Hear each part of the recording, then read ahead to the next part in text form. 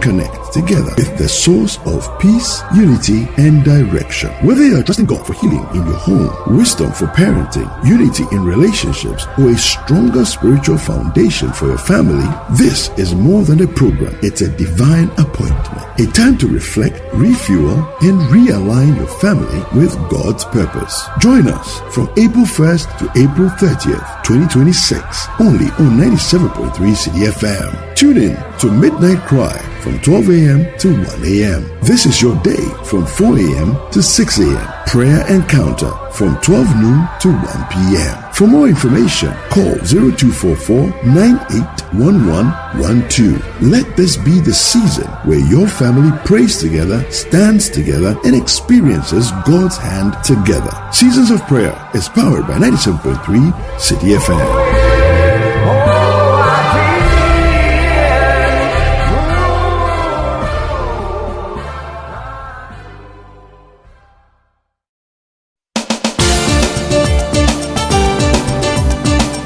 Nation full of questions, where truth often hides behind noise, one show dares to ask what truly matters face to face. With fearless clarity and a quest for accountability, host Umaru Sanda Amadou sits down with the movers and shakers of politics, governance, society, and business, confronting the issues that define our national conversation. Yes, I am Umaru Sanda Amadou. This is Face to Face, and you're welcome.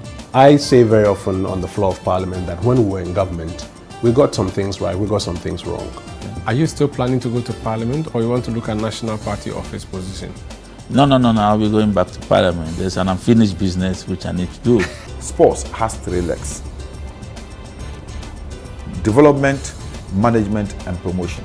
Disintegration is extreme. We do not wish that even on your worst enemy. Every Tuesday at 9 p.m., join Umaru Sanda Amadou on Face to Face as he digs deeper, challenges power, and reveals the stories shaping Ghana's future. Only on Channel One TV.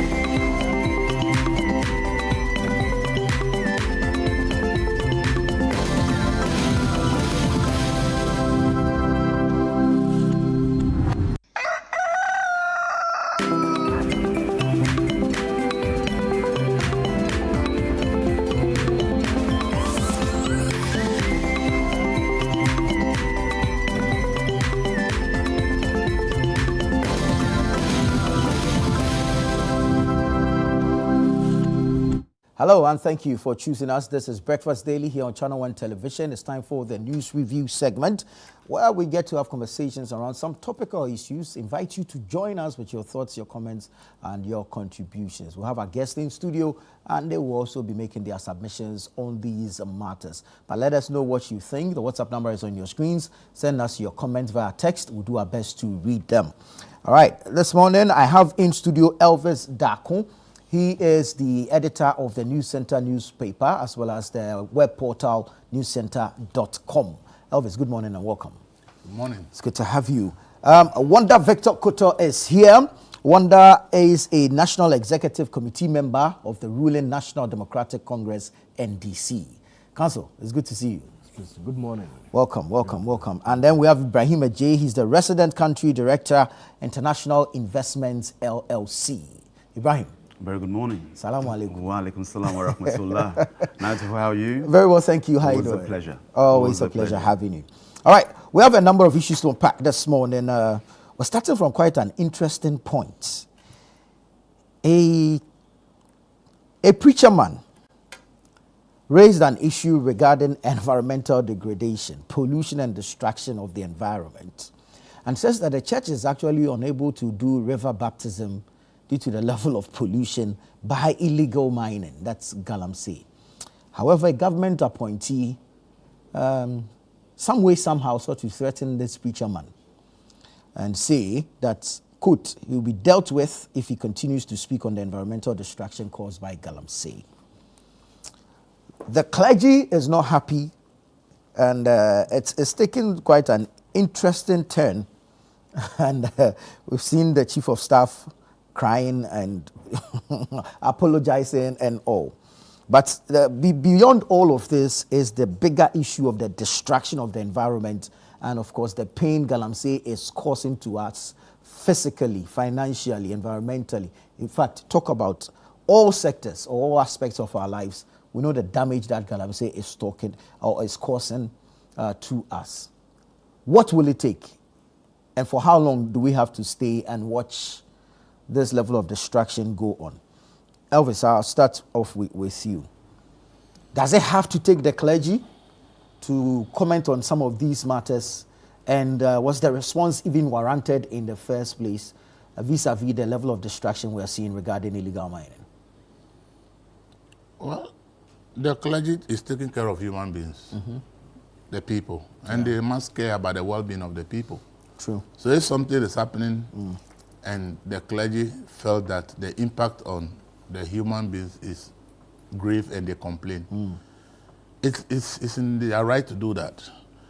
And the complaint that the Church of Pentecost chairman made was not even about the impact, but he was even talking about just a religious activity like baptism. Which the church believes that is to be done in a river and not in like sprinkling water or on someone. Pool, you understand it?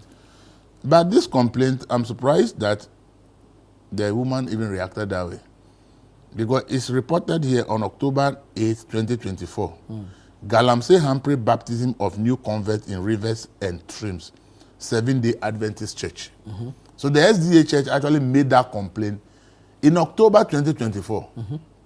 But nobody in the previous government sees any problem with this. So nobody even attacked them for making the complaint. Because in the Galamsey communities, where the entire water bodies are like, as we see on the screen, how are you going to be able to conduct any proper baptism? So the SDA Church complained about this in October. So it's just been repeated by the Church of Pentecost. So the way the woman reacted, it came as a surprise to everybody. And I'm not surprised that the Chief of Staff has gone to apologize. Because I'm told the Chief of Staff is a member of that church, the Church of Pentecost. Right. The former chairman of the NDC, of Oswampofu, is a member of the Church of Pentecost. There are so many people who are members of the church. And for me, even whether they are members of the church is irrelevant. The matter is that the issue of Galamsey is a national security matter. It affects all of us. Yeah. In fact, President Mahama is on record to have said his own people, which means that his own party people, are involved in Galamsey. And he even went ahead to make a damning admission that the strategy of Galamsey is that when NPP is in power, it's NPP people who do it. Then when government NDC has come to power, then the NPP people will now hand over the concessions to the NDC people that they'll get protection. So they have become an octopus that you cannot deal with. Because those who are actually the leaders at every point in time are those whose party is in government. So now that NDC is in government, the NPP people have handed over their concessions to NDC people. That your government is in power, so if you are there, they can't arrest you, they can't close it down. Do it and give me small. And then when NPP comes to power tomorrow, I take over and you also be there, I also be feeding you. And that is what the president said in a speech, he himself said. And that's the fact. We have said this over and over that the reason we can't fight Galamsey is the lack of the political will. Because the decisions you have to take will have to affect everybody. The last time I read, it's now been said that to avoid arresting the people, when they go to the field and they get the Galamsey, they are trying to license them on the field. Yes, I read that somewhere, one of the public. That's what the new strategy they have adopted, not to arrest the Galamseyers. So they come and say, it's okay, then let's give you a license as a small-scale miner. So you are legalizing an illegality. That is what you are. But the point is, Nana, you see, let's stop kidding ourselves.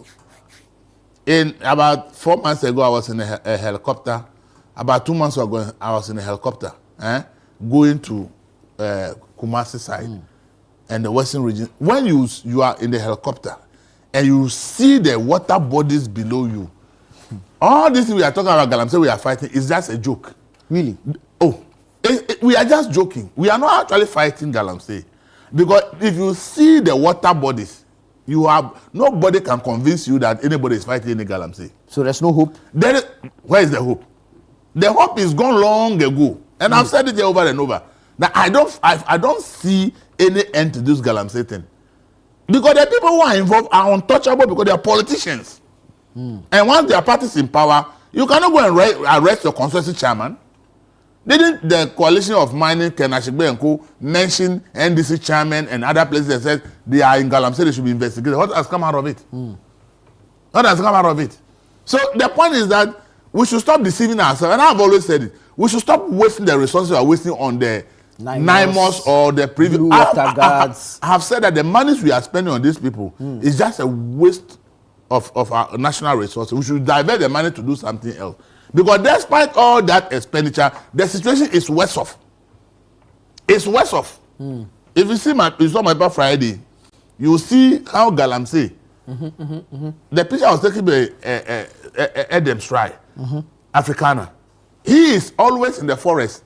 If you follow that guy's page, that gentleman's page, if you follow his page, you will know that we are not fighting Galamsey. Galamsey outpaces slavery harm as gravest crime. If you go to his site, almost every week he is taking pictures and videos of forests and places he has been to and the state of Galamsey. The same week he posted about Etiwa Forest. How now is the situation is worse. Despite the revocation of the airline.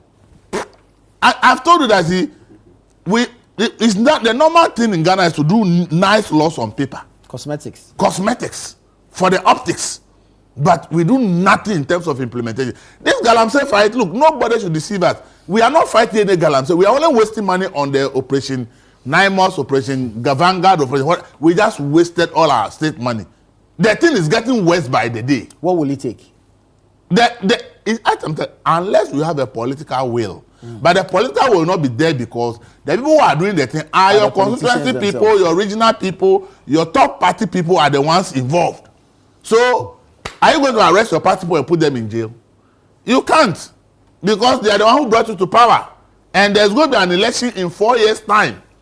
Who are the people who are going to go down there to do the work for you? So if you go and arrest them, who will go and campaign for you? That's the bottom line. Petty Hieska. So you understand? So clearly, we saw on TV when NIMOS went to places and NDC chairman was telling them that this is my concession, you don't have no right to come here. Who permitted you to come in? Why you wasn't to Galamsey? At the end of the security people have to retreat because they are scared. They don't know what kind of action will be taken against them for going to arrest a party chairman. The video is on social media. So the thing is that we must understand that Galamsey has become, and I always say that anything that has a lot of money in it, finding it is difficult. But our problem is more difficult because ours has turned into a political game. Okay? The cocaine fight is not a political game. The we fight is not a political game. But the Galamsey fight is a political game in addition to the complexities around any crime that has a lot of money in it. And that is the reason why it's going to be so difficult. I don't foresee how we are going to fight this thing anyway. Because so long as it's the politicians, people with power, who are largely involved in these things, I don't see how we are going to. Everybody who lives in the Galamsey can tell you that the thing is getting worse. Everybody who lives in the community where this happens will tell you that they are not seeing any improvement and that the thing is getting worse. And then we sit in Accra and there's somebody who come and hold a press conference and say, oh, Galamsey, we are fighting. We are making some inroads. We are making some progress. I believe that if President Mahama sits in a helicopter and is flown low in the regions where Galamsey is taking place, he will be clear in his mind that nothing is happening. He will be clear in his mind that we are not winning any fight. He will be clear that the thing is getting even worse than it was. So it means this Galamsey thing, as long as we are not willing to deal with the politicians who are involved, we should forget about it. For me, what pains me is the amount of money we are wasting on the task force that we are fighting it. Because with all the money wasted since we started this thing, every now and then we all agree that it is getting worse. So the question is, what's the essence of the money we are wasting? Because it is not reflecting in the so-called impact we are looking at. And I've always said that just check the state of water bodies is the first measure to determine what is Galamsey. So for me, anybody who wants to say what I'm saying is not true, should just sit in a helicopter, fly from Eastern region, Ashanti, Western, the regions, and then when you are back from the flight, you realize that you have been deceived that there's any fight against Galamsey. So for me, the woman's attack on the chairman is just, I think she thought that she was doing something to please her political party. That's how I see it. Because the way she said, she didn't say I, he said we will come after her, after him. So he was actually saying that the NDC party will go after the man. The only reason they are running to go and apologize is because the Church of Pentecost has about 3 million members in the country. So if you are looking at votes, you don't want to touch a church that has over 3 million members because it could really impact your vote in the next election. So they are scared of, if the Church of Pentecost says the woman's attack on their chairman is unwarranted and therefore it will reflect in the vote, then their 2028 chances will be in danger. And that is why they are shouting. But we have seen party people insult so many people in this country, even prominent people, who goes to go and say that they are offering an apology. And this is where the politics issue has come. The woman is still at post and somebody is apologizing. The chief of staff, who holds the power, who can determine that you remain in that position or not, is crying in a church, whilst the woman who caused the pain is sitting in her post. The first action should be that the woman should be fired. Okay? If they were taking this thing serious, first thing is to fire the woman, to set the precedent that if you go and attack people over Galamsey, you'll be fired. But the woman is still at post, not even a suspension. Not even a suspension. She's still at post. She's not be suspended, she's not be fired. And the chief of staff holds all the power in a government, who can determine your fate, is going to a church and is crying and apologizing. That tells you that the action that we are even doing, the apology is important. But the first important thing to do is to set an example of the woman and fire her. And then when you fire her, before you go and apologize, and they say the government is serious about this thing. But the woman is still enjoying her position at post, and then you go and cry in a church and say you have offered an apology. It is not. As I said, the woman said, the next time he will do that, we will come after him. He didn't say I will come after him. He said we. And that they will not tolerate anybody coming up about those things. So the woman is actually speaking and making it that is the party that will go after the Pentecost chairman. And then the woman is still at post, and then somebody is apologizing. For me, I always say that when we do the cosmetics things, we will never get any result. Why can't they fire her? Because maybe of her contribution to the party. Maybe it depends on the person who said, this person is my daughter or my goddaughter, so give her some appointment. The person's contribution to the party is considered in a certain light, so they can't fire her. So she's not being fired because of maybe her personal contribution or whoever recommended her for appointment, the person's contribution to the party, they can't fire her. So she has to sit there whilst a whole chief of staff will go and on TV crying for somebody's recklessness. Why should the chief of staff cry for somebody's recklessness? I don't even get it. You can go and apologize, but set the example of the woman first. But the woman is still sitting at post, and you are crying. Somebody has gone to misconduct herself, make a reckless comment. Did you listen to the apology she even offered? She said if the chairman and his people felt that what she said is wrong, means that she has not even admitted that she has said anything wrong. If the people felt that what she said is wrong, then she's apologizing. So the woman in her mind is not is of the view that she's not wrong. So why is the chief of staff crying? You have not even fired her, and you are crying on her behalf. Very well. Very well. I not see the example that more people should go and misbehave and you go and cry for them. Is that what we are? We will have a chief of staff let me ask who will go and cry for people's recklessness while the people remain in office. Is that the kind of governance we want to happen in Ghana? I don't get it. I'm not against the apology, but I'm saying that you have not made example of the person. Woman. So somebody sitting there was okay. Tomorrow when I go and misbehave, oh, it's okay. The chief of staff will go and cry on my behalf, and I'll remain in office. Wonder where do you stand on this matter? Good morning to you. Good morning. To Mr. Daku, Mr. AJ, your producers, and to our viewers. I mean, yesterday, when I saw the topic, I smiled. Why? I said, hey, it's not easy. Party communication. Yeah, when you are communicating, when your party is in power, it's not the same when you are communicating when you are in opposition. There are two different things, but we'll try. On the issue about... You have to defend the indefensible. No, I don't do that. As much as possible, I try to be honest and candid. I mean, that's what what we want. Yes, and that's what our party people actually want.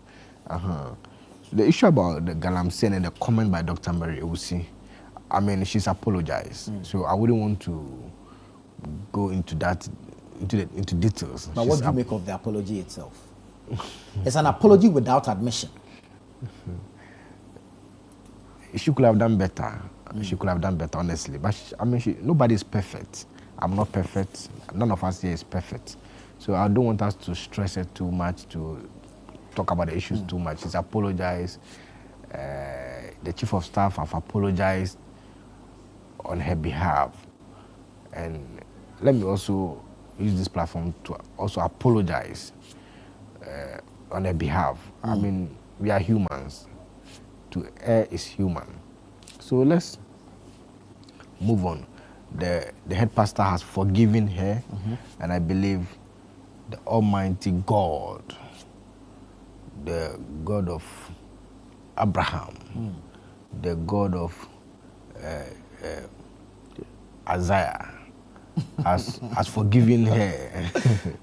So we can only focus and make sure we stop Galamsey. We can only focus and tighten the fight against Galamsey. That is what is more important under the circumstance. And government is committed. Are you? Yes. You see, I could appreciate and understand where a lot of people are coming from. And I understand where Mr. Daku is coming from. He said, look, when he sits in an helicopter and you look at the water situation, he feels so bad. I will juxtapose his observation to another observation by the former Minister for Sanitation, Madame Cecilia Dapa.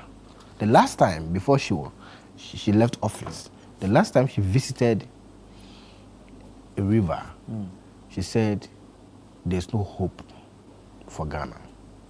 That's what she said. That we have, she's lost hope. Subsequent to that, we saw a lot of money under her bed. At the time when she said we lost hope, we thought it was because of the river, the color of the river, Galamsey and stuff. That was it not? But if you have a lot of money, your maid has taken your money plenty and stuff, then you could see that people were battling different fights. You understand? A lot of money missing under your bed by young people who you are helping. You feel saddened and you conclude. She was in charge of water and sanitation, and she visited a water treatment plant. And upon assessing the raw water that feeds the plant, she's telling us that there was no hope because of the level of distraction of that water source. Yes, and I'm saying that face value, that is what you would think. And that's what I also thought, honestly. But events that unfolded shows that, Charlie, even ministers have their own problems. So, because the person is saving money under the bed, and then the maid, the maid is taking most of the money given to the boyfriend. You will know that indeed. But there's no relationship between the two. You will know that indeed she observed rightly that there was no hope. But more importantly, we are fighting it. So you see that Cecilia Dapa's observation, vis-a-vis Mr. Daku's observation, point clearly that this problem did not start last year. That is the point. Admittedly. Yes. But it has to stop somewhere. And that is what end somewhere. And that is why Ghanaians voted for reset. They believe in us. So I understand when people say we should fight it, because they trust that it's only the NDC government that can properly fight Galamsey. Look at what Naimos is doing now. I just returned from the Ahafo region. Brilliant. Not just the military presence, but I could see that steps are taken to fight Galamsey. Is it yielding the results? The president made an observation. He said, look, the river, the color is not, has changed from being coffee to what, Milo? Or Lipton. It's getting lighter. So it means that there's an improvement. It's not, the president admit that we've not solved it entirely. I mean, that's honesty. But at least we are getting there. At least we are getting there. Which of the rivers? You see, what are the challenges when we sit in Accra and we see some of these things? The realities on the ground are different. Let me give you the mechanism government have put in place. Okay. Now, before you import excavators into this country, you need permits. because we all agree on this table that one of the machinery used in Galamsey operations is excavators. So now there's a new legal framework. Before you bring in excavator into this country, you need to get permit. That is one step forward. Now, improved tracking of heavy-duty machinery to control its usages. So now, we are not just allowing people to be using heavy-duty machines anywhere, anyhow. We are tracking every machine.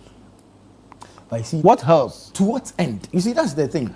Sometimes when politicians speak, we this way, I get worried we because should be impatient. you see, you need a permit to import. You are tracking machines. These machines have owners. They are consignees on the bill of lading of every machine that is imported into this country. Who have you picked up? We are taking back some degraded lands. So we are not just stopping machines, we are taking back some lands. In October last year, the minister, you have your thing soon. You have your thing. Don't worry. Last October, the Minister for Lands revoked 278 licenses. You know why? They failed to adhere to environmental and safety standards. You see, we will not be like the previous regime. That even when people were protesting against Galamsey, they were arresting them. That's why I'm happy that the Chief of Staff had to intervene. Dr. Mary Usu herself apologized. Mavis. She's Mavis, right? No, Mary. Mary. Yes. Mary Usu. Mary Usu. Yes. Mary Usu. Yeah. Dr. Mary Usu. Yes. I'm happy that quickly she realized she was wrong and I apologized. We were in this country. She didn't say she realized. She said that people feel that she's wrong, that she has apologized. She didn't say that I've admitted I'm wrong. That's what I'm saying. It's an apology without Let's say admission. what the woman has said. Let's not go and polish what he has said. He said that When people the feel job that had it. she's wrong. What if what she Sometimes you have said? to leave them alone. Do you understand When it? you defend, Oh no, but I said it makes all your arguments weak. But I have said it here that she could have done better. I know I've said it. That was the preamble. Yeah. She could have done better. But she's already. I mean, let's focus on the fight against Galamsey. Mr. Danko has started the fight very well. You understand? He's made some key observations. And I'm telling you, government interventions. New permits are You are required rolling now. out policies without any political will. Oh, Nana to four. You see, do you know why you are saying this?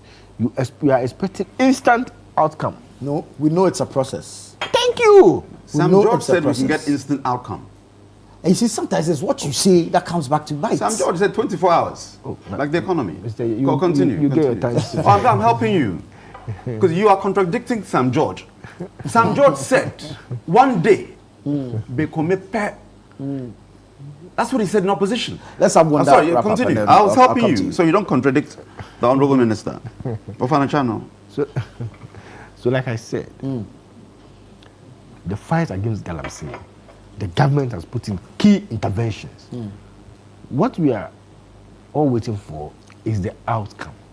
It may not be instant. You see, if you follow football very well, when it comes to tough matches and the player gets injured, you need a player, you may give the person an injection just so the player is ready for that match.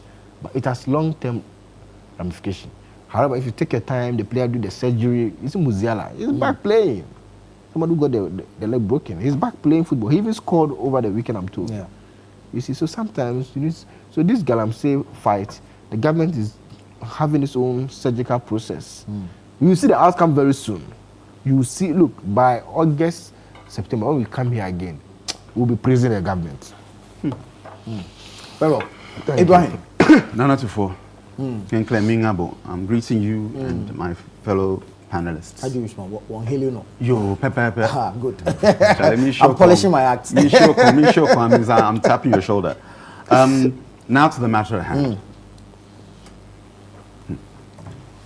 Before I go to the substance, it's important that I read from Hansard regarding Honorable Cecilia Dapa. I'm reading Hansard in Parliament. She said this, 28th of June, 2022. I'm quoting Hansard, not Ibrahim J. She says, the government has not relented. That's the NPP government of Nana Addo Dankwa Akufo-Addo. The government has not relented in its fight against illegal mining, popularly known as Galamsey. The war on Galamsey is a national one, and it should be won to ensure that the water bodies are protected. So I'll continue to dig deeper. Nowhere did she say there's no hope. Okay, nowhere at all. I'm coming. I'm coming. I'm coming. Oh, so this is from the Hansard. Yes. He made reference to a site visit. Yes, not parliamentary But you discussion.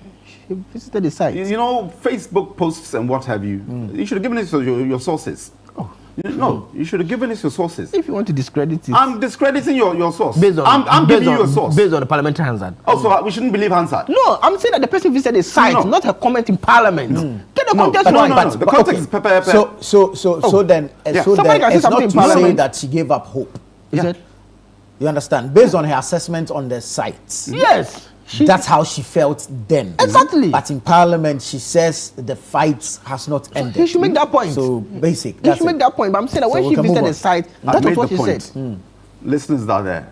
Viewers are there. I've made the point. Now I'm coming back to the substantive one. You want to pivot into something. I know the matter hard. I know. So you wanted to pivot and digress, take our attention away. I'm going to take some good 15 minutes on this and hammer home why Dr. Mary Awusi, currently CEO of Ghana Free Zones. Yeah. Currently. If the government has cojones, has balls, has Ghana at mind, she will sack that woman. And I'll explain to you why. But why did she say that? October 2020. John Mahama, former president then, in opposition, in Odun, said that when he gets to power, should he win 2020 elections, he would free all the people arrested and convicted for Galamsey. Galamsey, we know, is the parlance. It's gather and sell. Gather them and sell, and it's being, pigeonized into Galamsey. It's illegal mining. I want to make this point, Nana Tufo. Mining is not illegal. Go and get your license so that you can then be properly supervised using the right chemicals, mining where you are told, and so on. Mining is legal. We've been mining before the Portuguese landed on our shores. It is legal. The illegal aspect is what government is trying to cure, all administrations. So why would you, John Mahama, wanting to be president in 2020, say that you would free people who have been arrested? It's like saying if you've been accused of rape, convicted of rape, I will free you. If you've been accused or convicted of robbery, so duly found in a court of law, I, John Mahama, will free you. Because they are criminals per the law. And you said, I will free them. Thankfully, he didn't win 2020. But then again, in 2024, he repeated it. July this time. The 2021 was October. In July 2024, he said again he would grant amnesty to all illegal miners. John Mahama, in opposition then. Then there's a Facebook post by him. Check the receipts. You know me always. I will say, okay, if I'm talking, I beg the viewers. As I'm talking, check online. Then quickly text Nana Tufo that Ibrahim J is lying. July 2024, Facebook post by John Mahama's Facebook said that he would free all illegal miners should he win. When you do that criminal conversation or empowerment, why wouldn't Dr. Mary Awusi say what she said? A convict has been jailed. You want to free him? What is that? What is that? You can, however you want to couch the word. Ghanaians through a court of law have said this person has committed a crime. You said, regardless of what the crime is done, I will free him, the criminal. That's John Mahama. So why wouldn't Dr. Mary Awusi, the current, I'm praying Julius Deborah would latch on to this message I'm making, current, inshallah, she'll be post CEO or former. Why wouldn't she say to Reverend Nyameche Ake, this is what she said, because the host of the program said, oh, madam, the guy is an anointed man of God. Oh. And she said, if he was anointed, he wouldn't speak in this manner. And as has been mentioned by Elvis and yourself, if he continues this way, we will treat him as a politician. So where's she getting this bravado from? Somebody, a man of God, never mind a man of God, but all of us know that Galamsey. Look at the screen behind us. Look at the turbidity. This is mud. Middle self is better than this. And he's saying that, look, beyond as an existential threat, yes, he mentioned about the baptism, but fish are migrating. Mercury, arsenic are killing our children right now. And you're saying that this comment is political? How is it political? Reverend Mante, in 2022, led a delegation to Jubilee House. I was there. To see President Akufo-Addo, to urge action on Galamsey. President Akufo-Addo took it as it was, that a concerned citizen, a distinguished citizen, with his delegation of churchmen and women, are encouraging me, I'm talking President Akufo-Addo, to take further action. Do you see anybody in President Akufo-Addo's government attacking Reverend Mante then for telling us to do the right thing? Nobody did that, because we know that what Reverend Mante in 2022 was telling us then in government, do more work, more effort, because this thing is killing us. When something is good, you accept it and work with that information. Why the NDC feel that you can't criticize them is beyond me. We spoke about Baba Amando yesterday. While your party then was championing, rightfully so, that the bill should be passed, the LGBTQ, then you come into power and you're delaying. And Baba Amando is posting something ironic, that you, the champions, together with MPP as well, of the bill being passed, now you're delaying, and he paints you in LGBTQ colors. Suddenly you arrest him, incarcerate him. Why can the NDC not accept freedom of speech? And we're seeing it here in Dr. Mary Awusi. No. We're seeing it. Because this thing that the NDC has done, they're killing Ghana slowly.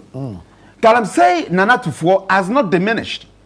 Rather, diminishing under MPP, it's increased. Last year, what happened? The Boasi massacre. 7 Ghanaians died. This was a clash between illegal miners, the same illegal miners that John Mahama said he would free. Last year, they were in power. 7 Ghanaians died in Obuasi, Anglo Gold Ashanti. And do you know what that miners used? Pump action guns. They, I feel, emboldened. I think it was around August of last year. I've forgotten the exact time. But you, I'm sure as I'm talking, you may remind me. They were clashing with soldiers to the point that the soldiers were scared to go into some Galamsey areas. Because now we're creating some kind of, how do you call it, intercenine warfare. You know, we read it about what's happening in the Congo or Haiti, where armed groups now are their own jurisdiction. How is it that Ghanaian soldiers cannot go into a certain area? Why?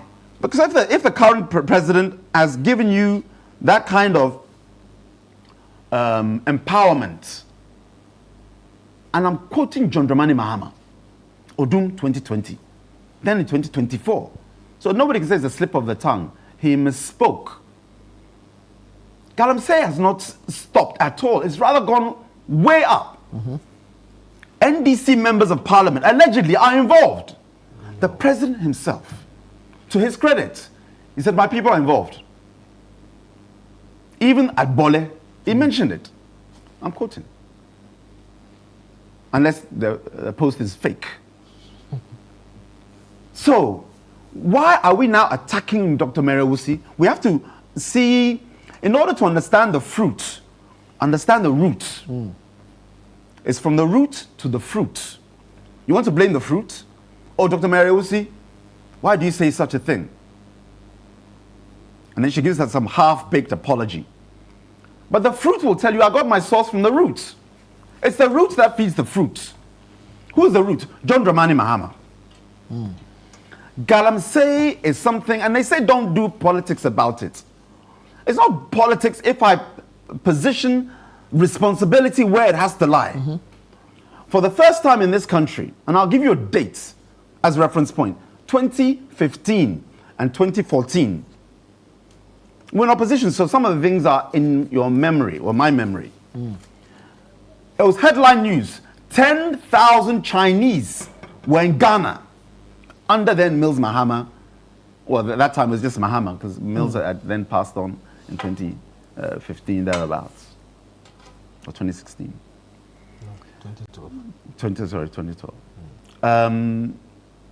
10,000 Chinese. That's the headlines. They were in power at the time. And we'd never seen anything like it as Ghanaians. I'm not saying illegal mining suddenly sprung up. If there were 10,000 Chinese in I'm Ghana, it doesn't making- mean I'm sorry, they I'm were coming. all into illegal mining. Linked to Galamsey. And then maybe I need to qualify my statement. How are they laying? What's the evidence? I'm giving you what the report said at the time. Which report? I'll tell you the report in a second. I'll Google it right now when we go around. So don't challenge me on this one. I'm waiting for it. You will not divert me. I'm waiting for You it. won't divert me because I'm on track and explaining how under the NDC, this profligacy, this unwanted abandonment of just grab all, take all, within illegal mining, there was no checks and balances. There were no rail guards, no safeguards, no brakes at all until Akufo-Addo came into power. It was a free for all. The images you're seeing here, we saw way back under the Mills Mahama, and they just let it slide. They were complicit. Now they've come back to do the same thing. And we're seeing that children are being born deformed here in Ghana. And now, unless one day you want to tell me where's my source. Tell me where's my source. Then I'll show you Ghana Health Service. Listen, City FM. No, man, you want wonder. Take the notes. City FM have done this report. Challenge City FM and Channel 1. Challenge Channel 1 and City FM. The reports are there. Under John Dramani Mahama. 10,000 Chinese. So it's important, very important. Mahama Yaraga, add his name when you're doing the search. You'll see why I'm mentioning that name. Pull it out, 10,000 Chinese. So you're seeing exactly why Dr. Mary Awusi feels emboldened. Because her leader, our president, I said that, as for me, this area is not a priority. Right.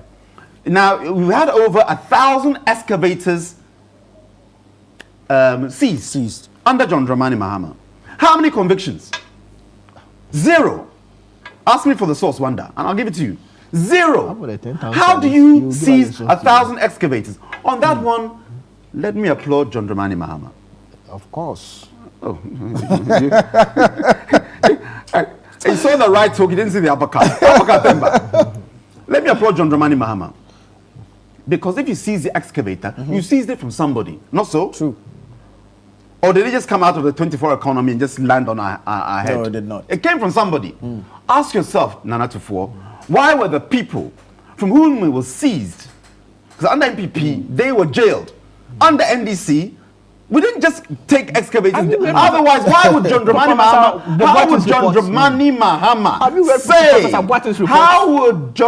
Mahama say, I will free you? If I will free you, means somebody has jailed you. When we seize the excavators, we jail them. When we jail them, you see that there's a linkage that the government is actually doing its job, walking its talk. So now we've seized 1,000. At a minimum, you need to have 1,000 people in jail, because the activity is banned, and there are 0 convictions. So is the government working with the excavator people, those importing, those using it to pollute our lands, to make sure that fish are now, we're swallowing fish that are poisoned with mercury and arsenic. Children are being born deformed here in Ghana. And you want receipts? Me have a receipts there. We have to make sure now that we politicize it. And I'll explain why. Politicize means that you place it squarely in the responsibility of the political party that caused it. That's what politicization means. You caused them, and I'm putting it squarely at your door. So I'm saying to the MPP, we will politicize this thing in the context that we will apportion blame and responsibility so that the government in power can do something positive about it. Very well. If we're politicizing to get results, then so be it. But if there won't be results and we're just Yes, going to do that's why comparisons I said it in that equalization, context. then we've not done any good. I'm 100% with you, Nana Tufo. I've given you the context. You don't politicize so that MPP comes, Galamsey still continues. NDC comes, Galamsey still continues. And I'm not advocating for that. But until and unless we position blame and responsibility where it lies. I just mentioned the Boise massacre, okay, that recently happened here. January 2025. Yes. Remember, Sam George said what? How many hours did he say? They were in power then for 3 weeks or so. Let me take a few messages. So these are the things, and I'm landing on this point. John Dramani Mahama should, without any, how can I call it, equivocation, sack Dr. Mary Awusi. Because what she's saying is not to the national interest at all. And leadership needs to stand up. Sack this lady, Sisia. Very well. The CEO of Free Zones should be fired immediately. This is Samia Siedu from Afienya. This one says, good morning, Anna. Dr. Mary Awusi is still at post and the Chief of Staff is apologizing on her behalf. Hey, Ghana. Have we also forgotten that Mary Awusi recently insulted NDC youth over an issue involving a lady at the presidency? Has any government official or leader addressed this? This isn't the first time. She has repeatedly made remarks against NDC supporters. We need to be mindful about her conduct and accountability in government. Okay. This one says, the first person who said he would free Galamseyers when he comes to power is Nana Addo Dankwa Akufo-Addo. In 2016, Akufo-Addo, while giving a speech in Obuasi. Okay, this is Kweku from La Paz. Good morning, Nana Tufo. I have never seen Honorable Wanda struggle to defend the NDC like today. My regards to Honorable Ibrahim Ajay for his good work for the party. All right, these are some of the messages. Clearly, there's a fight at hand, and we need to commit to fighting it. A woman has apologized. Apostle himself says he holds nothing against her. So let's make progress. Let's deal with the pressing matter of erratic power supply. The ECG says the power outages are due to system upgrades, not doomsday. We've heard of the fire at Akosombo and the challenges it is posing. But again, the ECG itself, yesterday when we spoke to Dr. Iku, says there's no need for a timetable because we're not there yet. Elvis, I've seen you publish a 6-hour doomsday timetable, which you say has leaked. What is the reality that we are facing? No, the reality is there's a doomsday timetable, but they just decided not to share with the. It wasn't for the public. With the public. They shared with the original district manager where to, so that it will guide them when to put off the lights. But I think that they've done themselves a big disservice by not publishing this to the public. Because you've made us aware that we have lost 1,000 megawatts because entire Akosombo Dam is not working. If the demand for peak hours is 4,400 megawatts and we've lost 1,000 megawatts, that's about 25% of demand. So obviously, places will have to go off. And therefore, it's an unexpected accident. So I believe that with the institution that realizing that this is what they do, and they actually came up with this. In fact, I'm going to share the story where I published all the PDF documents determining every region, which communities will go off on which day for 6 hours and the rest. I believe if they did that and publish it on their website, their social media account, and even pay for the media to publish it, it will guide everybody that, oh, I know that today, 6 a.m. to 12, my area is going to go off. So if I need something for electricity to be done, I must do it before that time. The people will not be angry with them if they have information. But you have done this timetable, and you're only using it as an internal document to guide the operations. But the people that the doomsday will affect don't know that their areas are supposed to go off at certain times for you to be able to fix the problem. So I think that communication-wise, somebody did not give the management the right advice on what to do. Because I believe that all the complaints will actually not be there or will be limited when people have the information that, yes, because of the problem at Akosombo, from Friday, from last Friday till next Friday, this is the timetable how power will be rationed until the problem of Akosombo is resolved. People will be okay. But when you did it and you keep it to yourself, how will somebody know that today his area will be going off?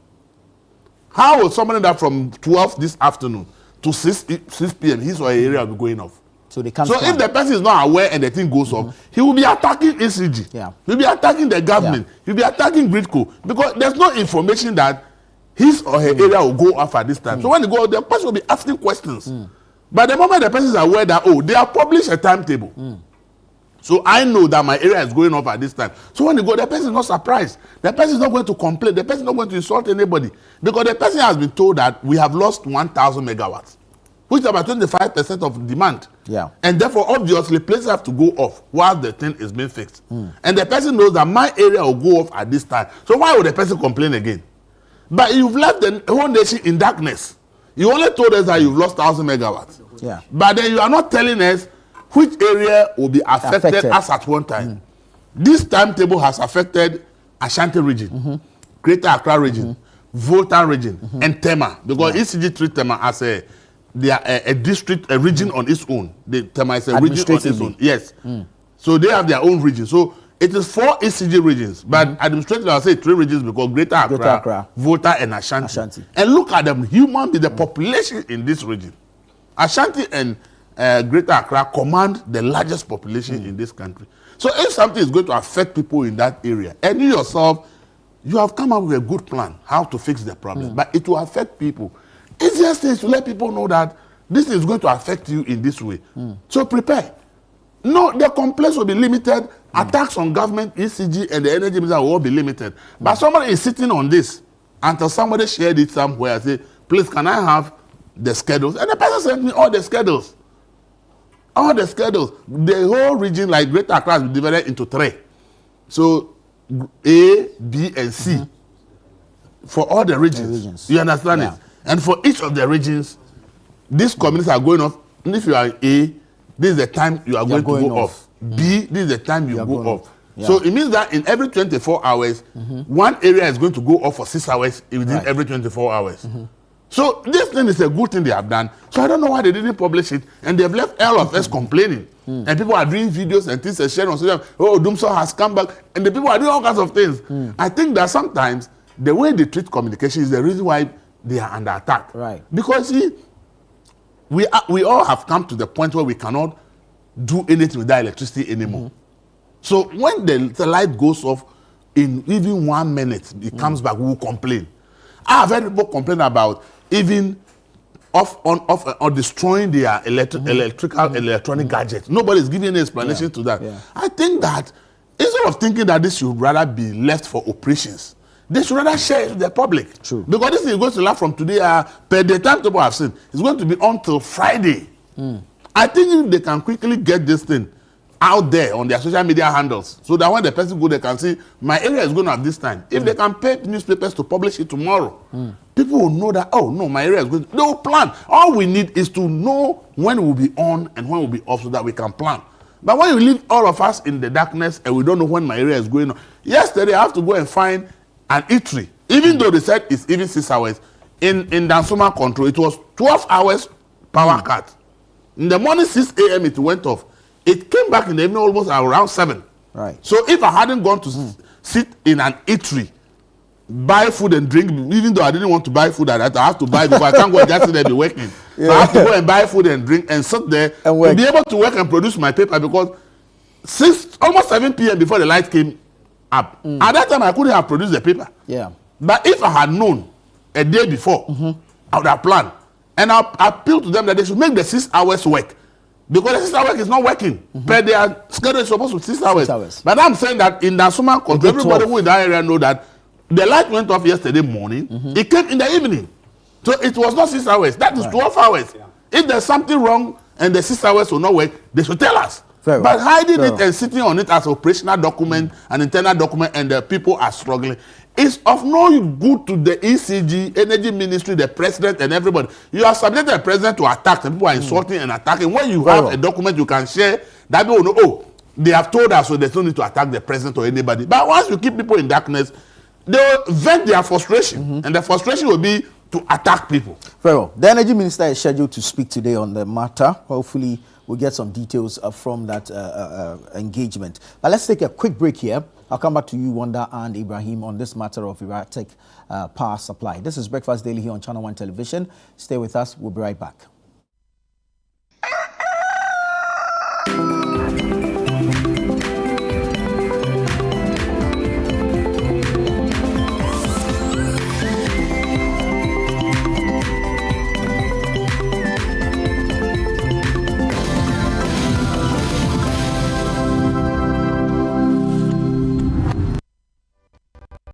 In my line of work, a confident smile is everything. Kel Charcoal Toothpaste keeps me on top of my game and ensures my smile is always radiant and bright.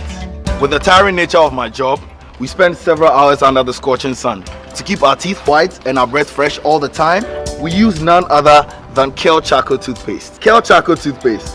You're on a Kessie and in a kit one. Samayo Kendini, who be here, Semetra Sapapadia to Amame Manfo, Kel Charcoal's natural ingredients, and a bomb is so by a man is swing, Nesasu Mama Hotoso, a will beg you. Kel Charcoal Toothpaste. Choose Kel Charcoal Toothpaste for anti-cavity, whiter teeth, and fresher breath all day. Available in 80 gram and 150 gram. Grab yours today. Kel, happy smile. This advert is FDA approved.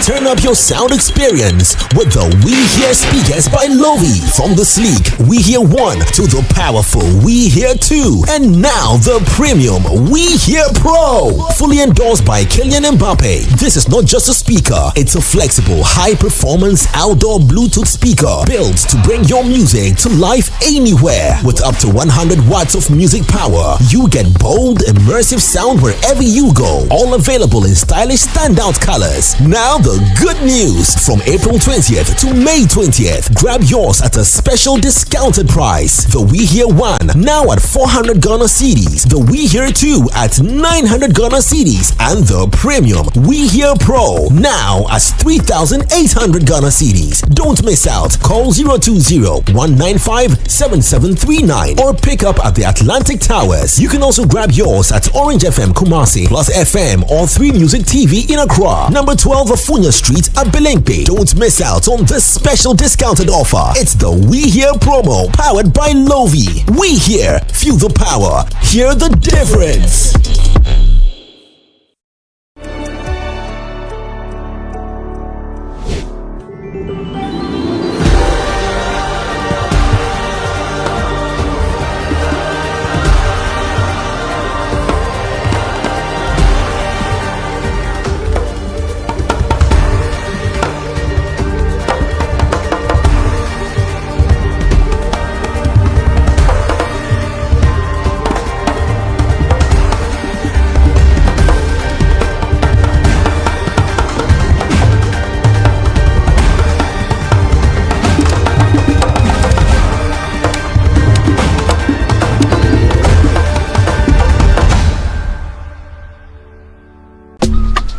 Life is a celebration of moments. Big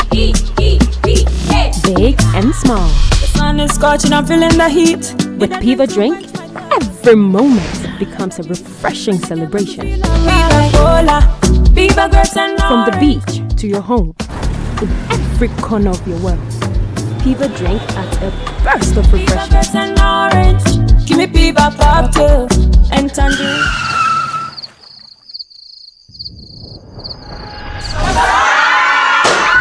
Celebrate every moment with Piva Drink. Refreshment for every occasion. Piva Drink, a taste you will love. P for Piva. This advert is FDA approved.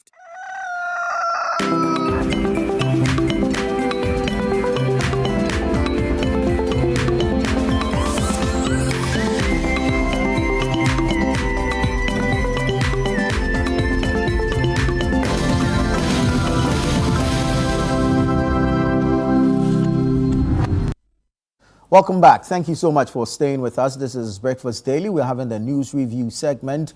Elvis Dako is here. Wanda Kuto is here. Ibrahim Ajay is also here. We're currently dealing with the matter of erratic power supply, the challenges we are having. So there's ECG transformer upgrades. There's the fire at Akosombo. And then we know about the challenges at Ghana Gas. Wanda, is Dumso back? Dumso is not back. Let me repeat. Dumso is not back. Look, 70% of our capacity depends on reliable gas and liquid fuel. There are also issues about financing. So it's not only a matter that has to do with the energy ministry. The finance ministry also play a role. Because at the end of the day, you need money and all of that for your fuel supply. And so far, so good. Like you rightly stated, we were having the transformer upgrade. I have visited the dam. Not once, not twice. About 3 or 4 times as a member of the VRA board. And exceptional work was ongoing. Only for the fire to come from nowhere. I mean, some have raised issues of sabotage.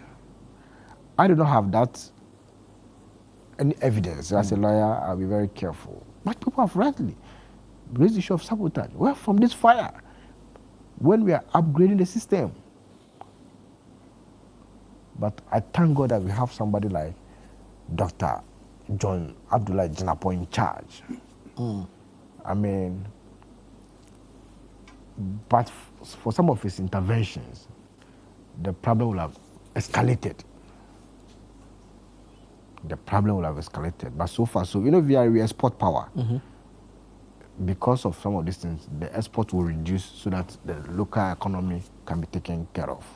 I do agree with some comments that have come, particularly from Mr. Darko, that when people do not have power, it affects their daily activity, the economy in general.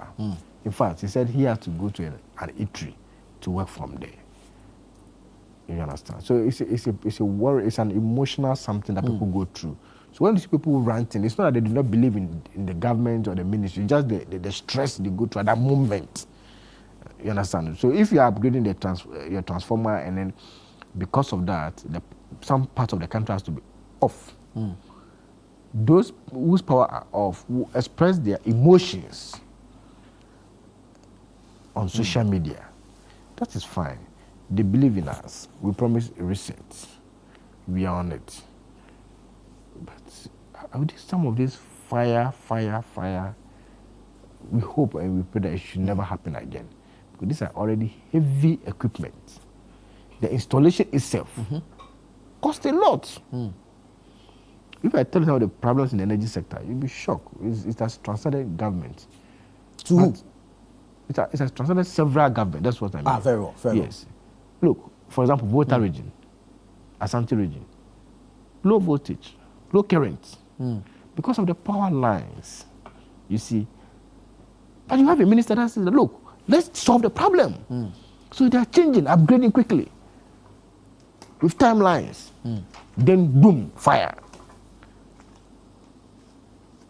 But I admire his courage. I mean, I've worked with him for several years. Why has he asked the Greatco CEO to step aside? Oh, he'll be speaking at 2 p.m. today. Greatco CEO is actually on retirement.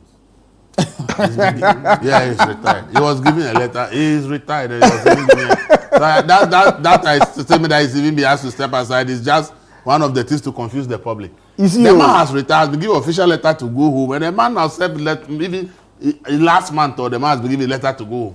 So why are you telling us that? Why are politicians like this? Sometimes. But you know one good thing, at least we will not have an energy minister who will say that go and bring your own timetable. Napo, when this country Napo said go and bring your own timetable. At least everybody know that Honorable Dr. Jinapor will never speak in that manner. He will get the problem fixed. We admit, nobody knew there would be fire outbreak in Akosombo. Nobody thought about it. Nobody thought about it. But it has happened. The problem is being fixed. And to also point out, there's not been a day that we've had a national blackout.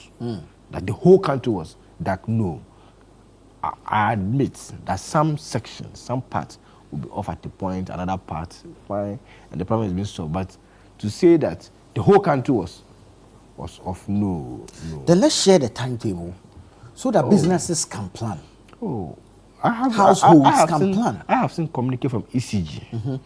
You see, internal communique or external? External. That says that this areas in the Asante region will be off They've not published anything like that. Oh, I think I saw something like that. In fact, the one in charge of external communications yesterday told us that there's no need for a timetable. They mentioned areas that they were doing upgrade, let me say so, in the Asante region. You see, but you see, you do timetable largely if it's something that will continue. But if it's a problem that by Friday, today is Monday, by Thursday, Friday to be solved, you don't bother much. I mean, it's okay. By it's Thursday, Friday, a business could collapse. Oh, I get you. I mean, these are hypotheses. We can look at so many options, but we are getting the problem solved. Like I said, nobody anticipated fire. Those raising issues of sabotage probably have reasonable grounds to do so. Because the NDC government has always been lenient, father for all, and all of that. There are people within the energy space that we can see, or people will fairly say, that they really did not belong to the party.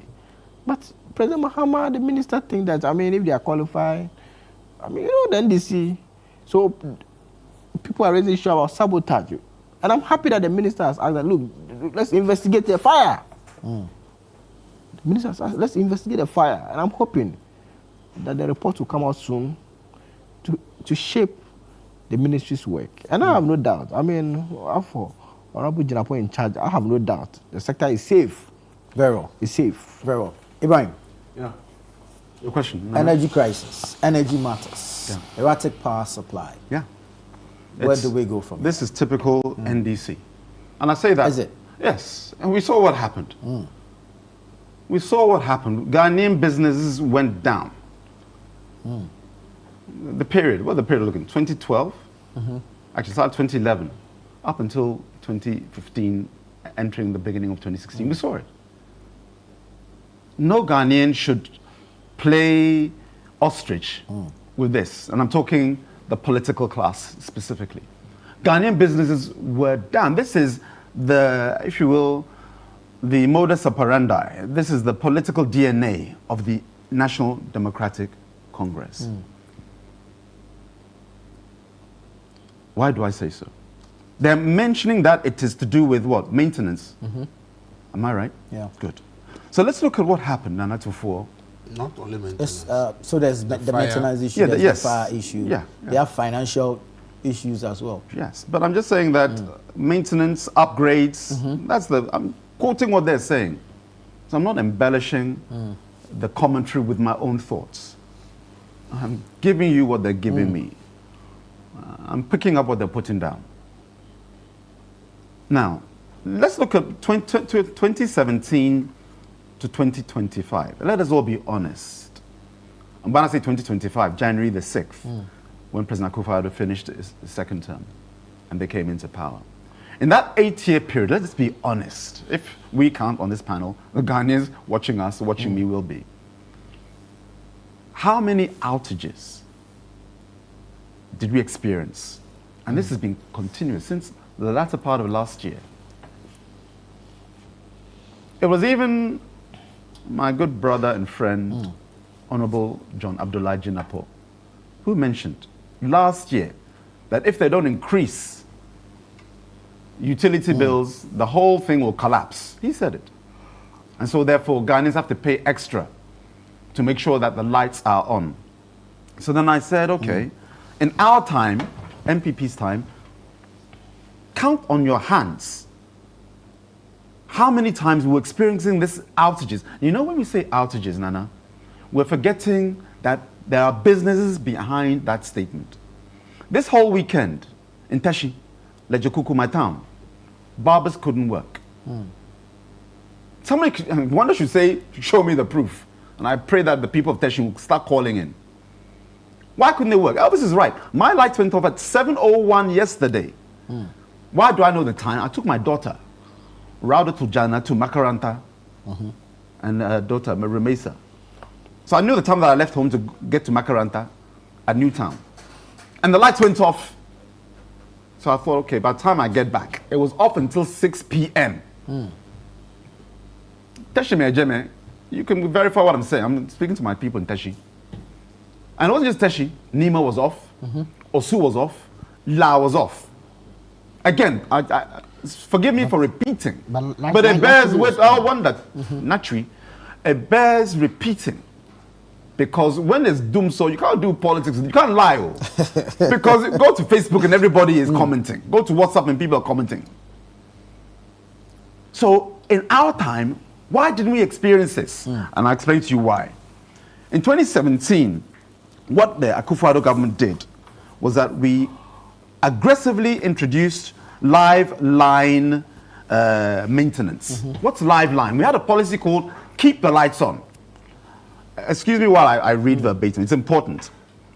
Between 2017 and 2020, ECG under MPP launched a major live line program. They procured, we procured specialized insulated truck bucket lifts and hot stick tools that allowed engineers to replace rotten poles and fix transformers without switching off the power. That's why I said, let's be honest. Right. I'm not saying there was no outages, issues. There were. But this thing is continuous under NDC. They've picked up where they left off. And while we sit here debating, making political points, Ghanaian businesses are suffering. Already suffering with a 38% increase in tariffs, starting from August last year. Auto receipt there. I'll give you the receipt right now. PURC mentioned you've increased electricity. 28%. Thank you. You've increased electricity. Right now, Ghanaians, as you switch on your TV, your fridge, or whatever, you're checking the clock, and everybody says, hey, where's my money gone? Under NDC. So forget the power that we're not getting.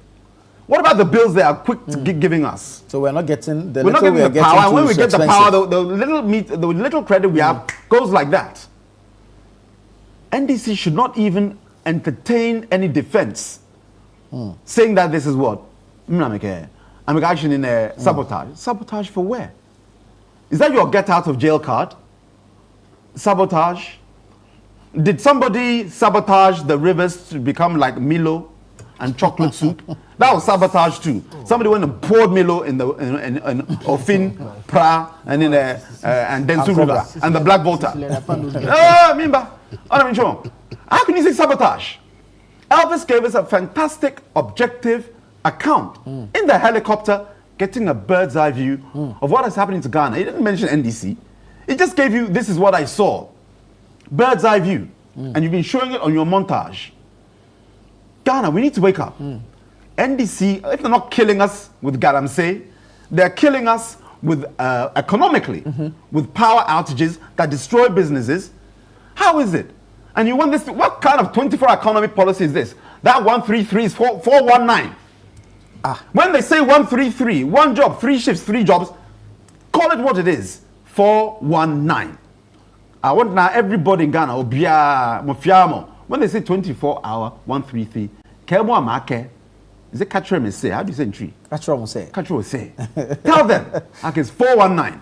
Really? Because it's a 419 agenda they're having. Look, they in 7 months we are in 2027. By an additional 12 months to deliver on this policy. They can't. Oh, but they've passed the bill to establish they passed the bill, and it's like going to Circle. It's a scam.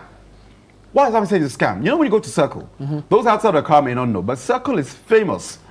Circle, as in Accra Circle. Yeah. You go there to buy a phone. The Tiptoe Lane area. Yeah, Tiptoe Lane. And the phone is beautiful. I mean, you see the phone, and you touch it, you check the gig, it's working, and they give you some ridiculous price.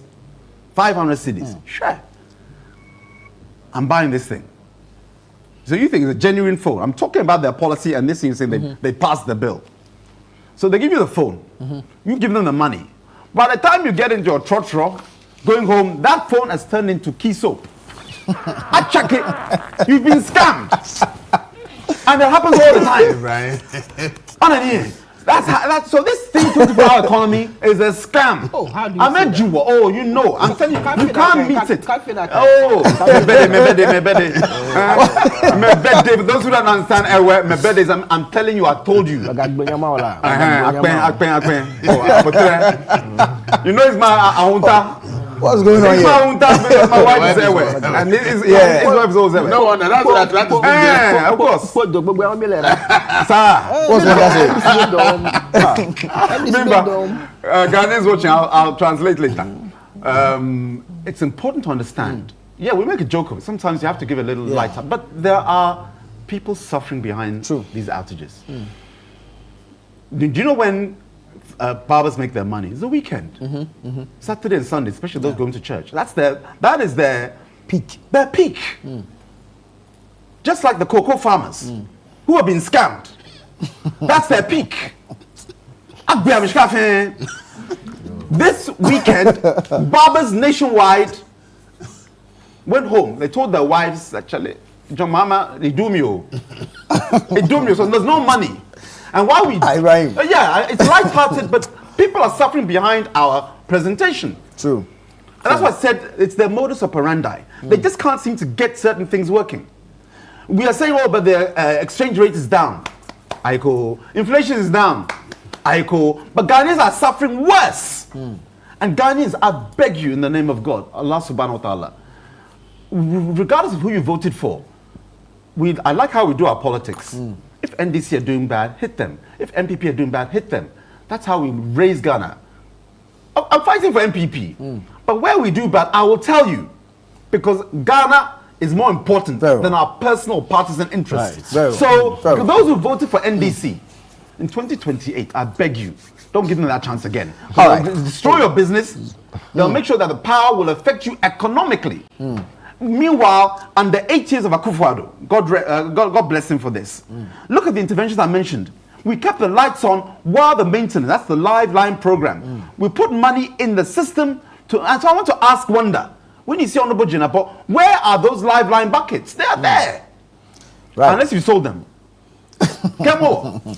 Good morning, Anna. This is Abdul Ganiu Mankarigu from the Savannah region. Honorable Mahama Yariga told Ghanaians that the Dumsor levy was meant to make our power system stronger and more reliable. Today, we are paying the 1 cedi Dumsor levy along with 28% increase in electricity tariffs, yet the outages have worsened. And let's not forget, Nana Akufo-Addo did not leave the country in Dumsor. Yeah. So, why remove the CEO of the Ghana Great Company while leaving the energy minister in place? Is a question to the president. All right, gentlemen, we have a few minutes to go. Let's do our best to touch on our final matter for today. Briefly, the issue of the anti-LGBTQ bill. The Committee on Legislation met somewhere last week. The minority is saying or demanding that when the House resumes, the bill be passed under a certificate of urgency. It's one thing passing the bill, it's another getting presidential assent to the bill. Elvis, from where you sit, do you see commitment towards this? Oh, not at all. Oh, just like that. But the message is clear. When the president and the spokesperson have come to tell us that the thing is not priority, that is a message to you that when the government speaks on an important issue, you need to listen. It is not a priority. So it is not a priority, so forget it. And I've said it and I'll say it. I say I foresee this bill not being signed. The only time Mahama will sign maybe is 3 months to the end of his government. When he's leaving, when he's leaving, I can sign it back for NDC to use it for their campaign, but then I'm gone. Whoever comes, whatever consequences it is, the person should take it. That's what I see. Look, the president has made it clear that he will want an attorney general to do this bill. Now, the bill has been done as a private member's bill. I foresee the bill being passed, then somebody going to the Supreme Court, injunction on it until the ruling comes. Supreme Court to take no less than 1 year to determine the case. And then when the case is determined, then the president will announce that they let the Attorney General work on it. By the time the Attorney General works on it, goes back to Parliament for passage. We are in 2028 election season. And then if they want to use it for elections, then maybe 3 months to the election, he'll sign it. And say, oh, the NDC has signed the bill. And they will use it for their campaign. But then the one who will come and take over, the economic consequences of you losing all funding from all European Union countries, you come and face it, I am gone. That is what I foresee. So for me, the bill, all this back and forth, yes, the parliament will do is the private members bill. So when they come and somebody goes to court, they just be left there. The Supreme Court will take no less than 1 year to be able to determine that case. And at the end of the day, so for me, I don't see the president signing the bill this year or anywhere next year. Probably if you even sign, to me, if you sign, per my calculation, it should be around 2028. Half year to the elections before he sign, because he knows, his finance minister knows, the cabinet knows the financial ramifications of signing the bill. The economy is struggling. We borrowed 17 billion to pay salary in 2025 from the finance minister. Well, they say we've turned around. We spent 17 billion to mop up excess liquidity in the system. Wait for the BOG's audited financial statement to come out for you to know the cost of what we are talking about. That's why the BOG has started doing interaction. The governor has gone to see the Council of State. And it says whatever losses will come is the cost of the turnaround. So it came at a huge cost to the state. That's why nobody can run away from it. Wonder, the previous bill, we're told, died with the 8th Parliament. The 9th Parliament is in session, although they are on recess. Do you see this bill being passed and signed? Yes. So the previous bill, it's not like, that's the law. Yeah. Every Parliament... Once that Parliament expires... That is it. Okay. And I'm happy. The Speaker of Parliament said, look, once they reconvene, they will get it passed.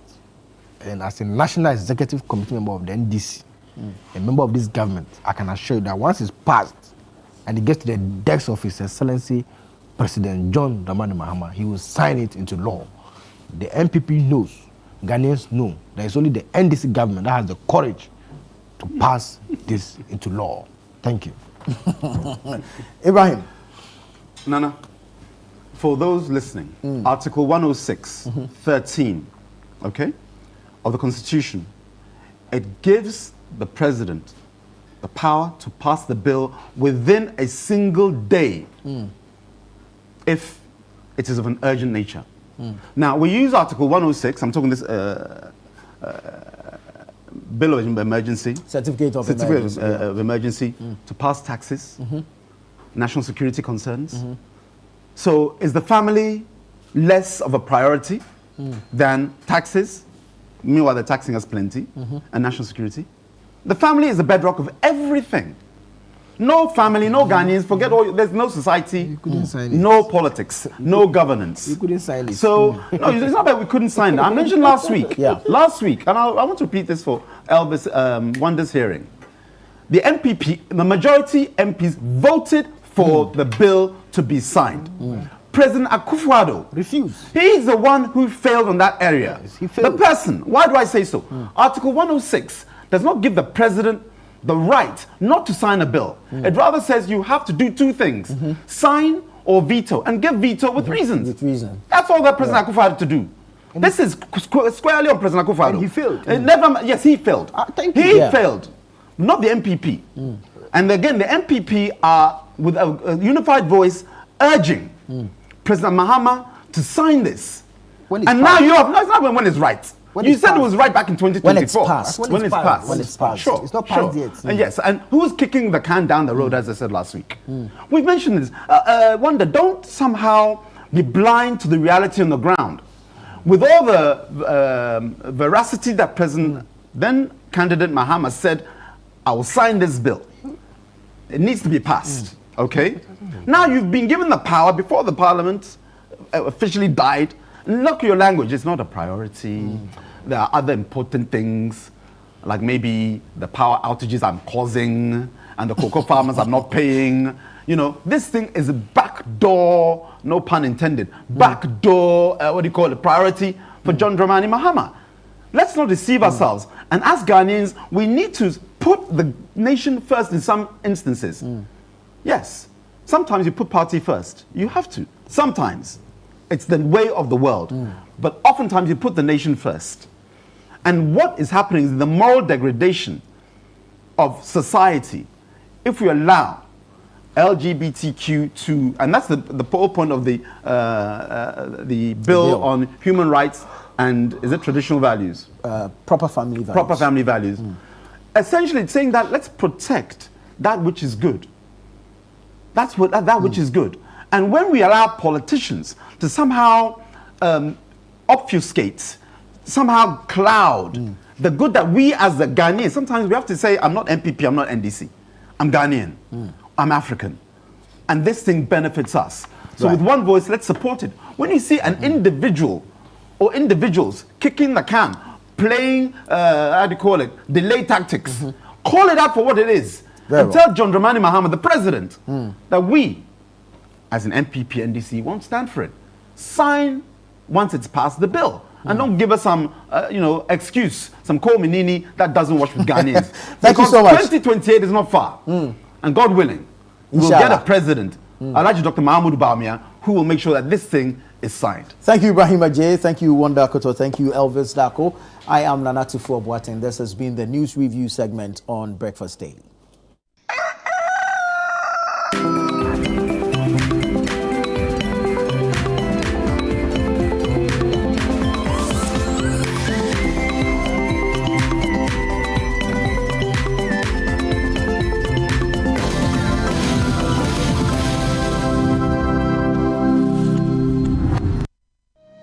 In Christ alone,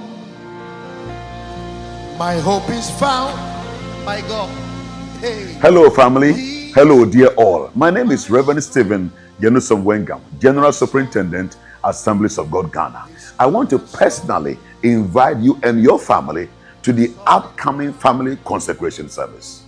There comes a time when every family needs to pause, reflect, and reconnect with God. This service is designed to help us commit our homes and families into God's hands and seek His covering over every area of our lives. It will be a time of prayer, intense prayer, renewal, and alignment with God's will in every area. Joshua 24:15 says, "As for me and my house, we will serve the Lord." This is more than a verse. It is a decision every family must make. Therefore, join us on Friday, 1st of May, 2026 at 6 a.m. at the Oil Dome of the Royal House Chapel, Accra. Bring your family, bring your friends, bring loved ones, and together, let's see God, let's unite, and let's transform our future. See you there.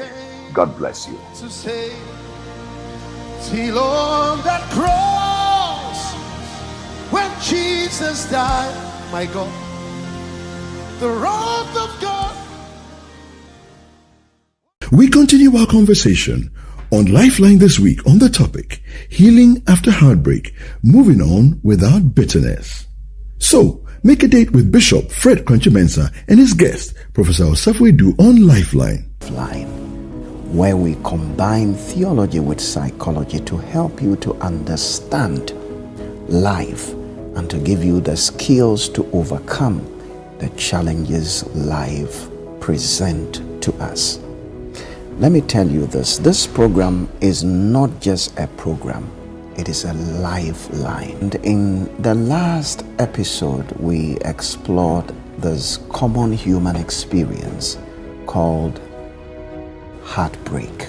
Prof, is it normal to have a hard time healing? How long does it take?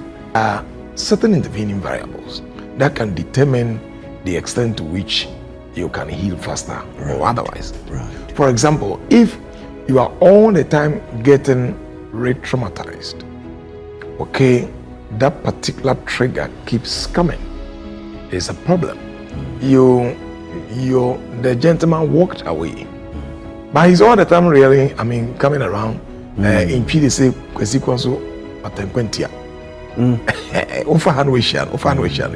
you just are meeting the person left and right, and that doesn't help your healing. Lifeline airs every Tuesday and Thursday at 10 p.m. prompt, only on Channel 1 TV. Welcome to The Point of View. This is your favorite current affairs show here on Channel 1 Television. On The Point of View, we pick the right topics, get the right guests, and ask them relevant questions on issues that matter to you. With the complexities of the issues happening around us on a daily basis, it's the hard-hitting conversations and the probing questions of The Point of View. So what is the Public Account Committee's job? So what we do is to scrutinize, clarify, and find out why certain infractions have been made. What do these IMF programs try to do? The current program is for budget support.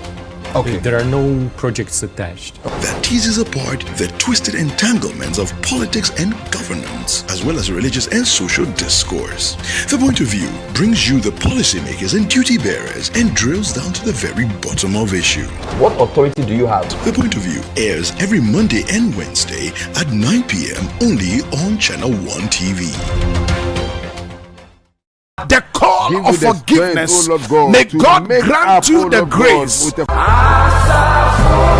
This April, 97.3 City FM invites you into a deeper place of faith, reflection, and divine connection with Seasons of Prayer, a special edition focused on the family. Step into a sacred month of renewal designed to strengthen homes, restore relationships, and draw families closer to God. In the midst of life's pressures and responsibilities, this is your moment to pause, seek, and reconnect together with the source of peace, unity, and direction. Whether you're trusting God for healing in your home, wisdom for parenting, unity in relationships, or a stronger spiritual foundation for your family, this is more than a program. It's a divine appointment. A time to reflect, refuel, and realign your family with God's purpose. Join us from April 1st to April 30th, 2026, only on 97.3 City FM. Tune in to Midnight Cry from 12 a.m. to 1 a.m. This is your day from 4 a.m. to 6 a.m. Prayer Encounter from 12 noon to 1 p.m. For more information, call 0244-981112. Let this be the season where your family prays together, stands together, and experiences God's hand together. Seasons of Prayer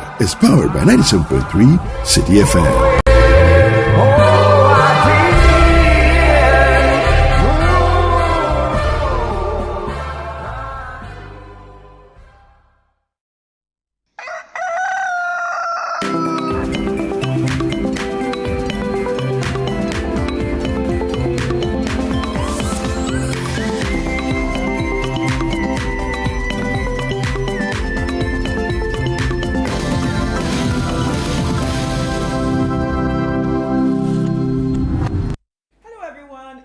Breakfast Daily right here on Channel 1 TV, and we're excited to continue the show from where Nana 24 actually stopped. As you already know, he started the show with his panelists as they went through some topics that are shaping the country politically. My name is Chris Carter. My name is Philip Nilati, and of course, like Chris made mention of, they spoke about a number of things, but one of the things that we still be talking about on this segment will be the power outage situation, what we locally call as Doomsor. Did you sleep in it over the weekend? Bro, I thought I escaped that until Sunday morning. I told myself, oh, like the Saturday night, I told myself, I have some work to do. Sunday morning, I'll do it. Hey, Sunday morning like this, I got up like this, picked the laptop, boom, off. Wow.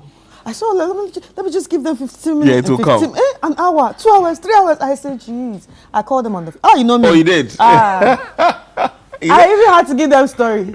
I was like, see, I have a new baby. The baby is hot. The baby is crying. I'm frustrated. Please, when is this life going to come back?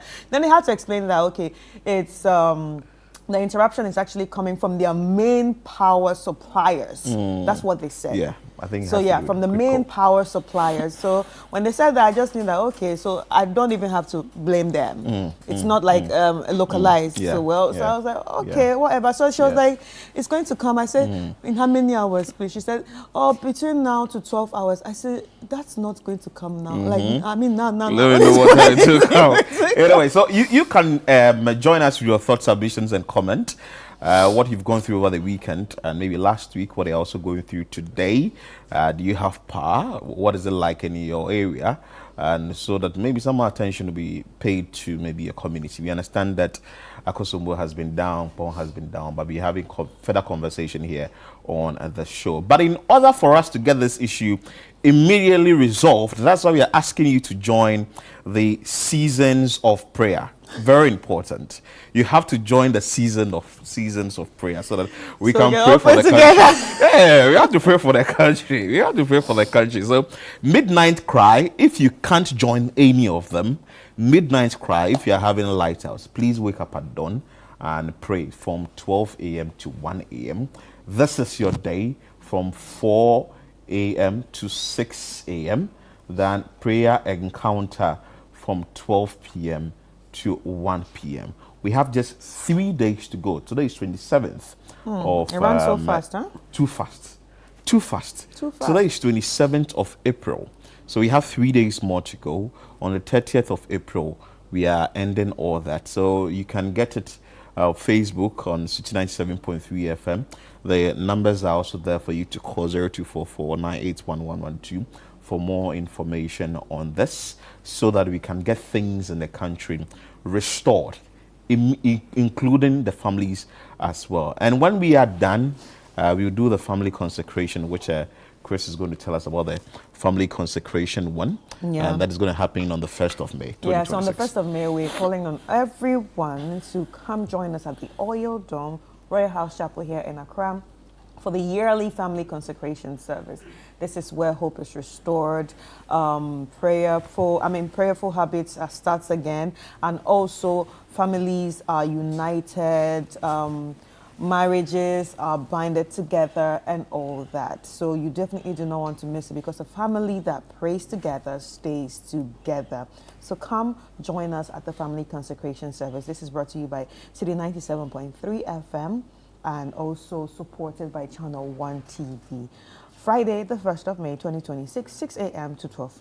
Exactly. So you see Reverend Steve Wingham there. When you come, you see Reverend Michael Chikata there, Reverend Mauli Chikata there. You also see Reverend Mauli Benson there, Reverend Michael Nwagbewo will be there, Reverend Nelson Awuntia, and Reverend Fred McDavis will all be there. All right. For us to go through it. And now for some entertainment, don't forget that the Blanks' drama series is still showing right here on Channel 1 TV. And obviously this is a Channel 1 TV production. That is why we're excited about it, and that's why we want you to join us as we watch it every Thursday. A brand new episode shows every Thursday at 7:30 p.m.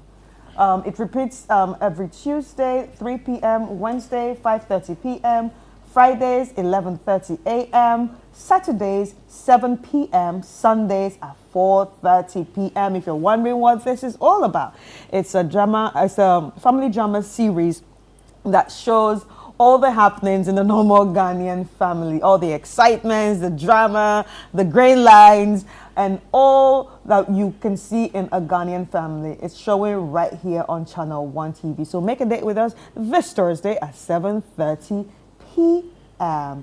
And also, we want to say a very big thank you to our sponsors, NASCO Electronics, Lizzie Shito, yeah, and Out, and also Everpack. Okay, so if you are experiencing power outage in the area, we still got you. We bring you all the repeats. The repeats. So as soon as the light comes on, then you have to quickly go and watch it. Anyway, so that's today, right after the show, something will hit your screens, which is the economic outlook, and the quarterly economic outlook themed, taking stock, Ghana's economic turn around, what change and what comes next. So it's going to hit your screens right after the show from 11 a.m. to 1 p.m. Please and please and please again.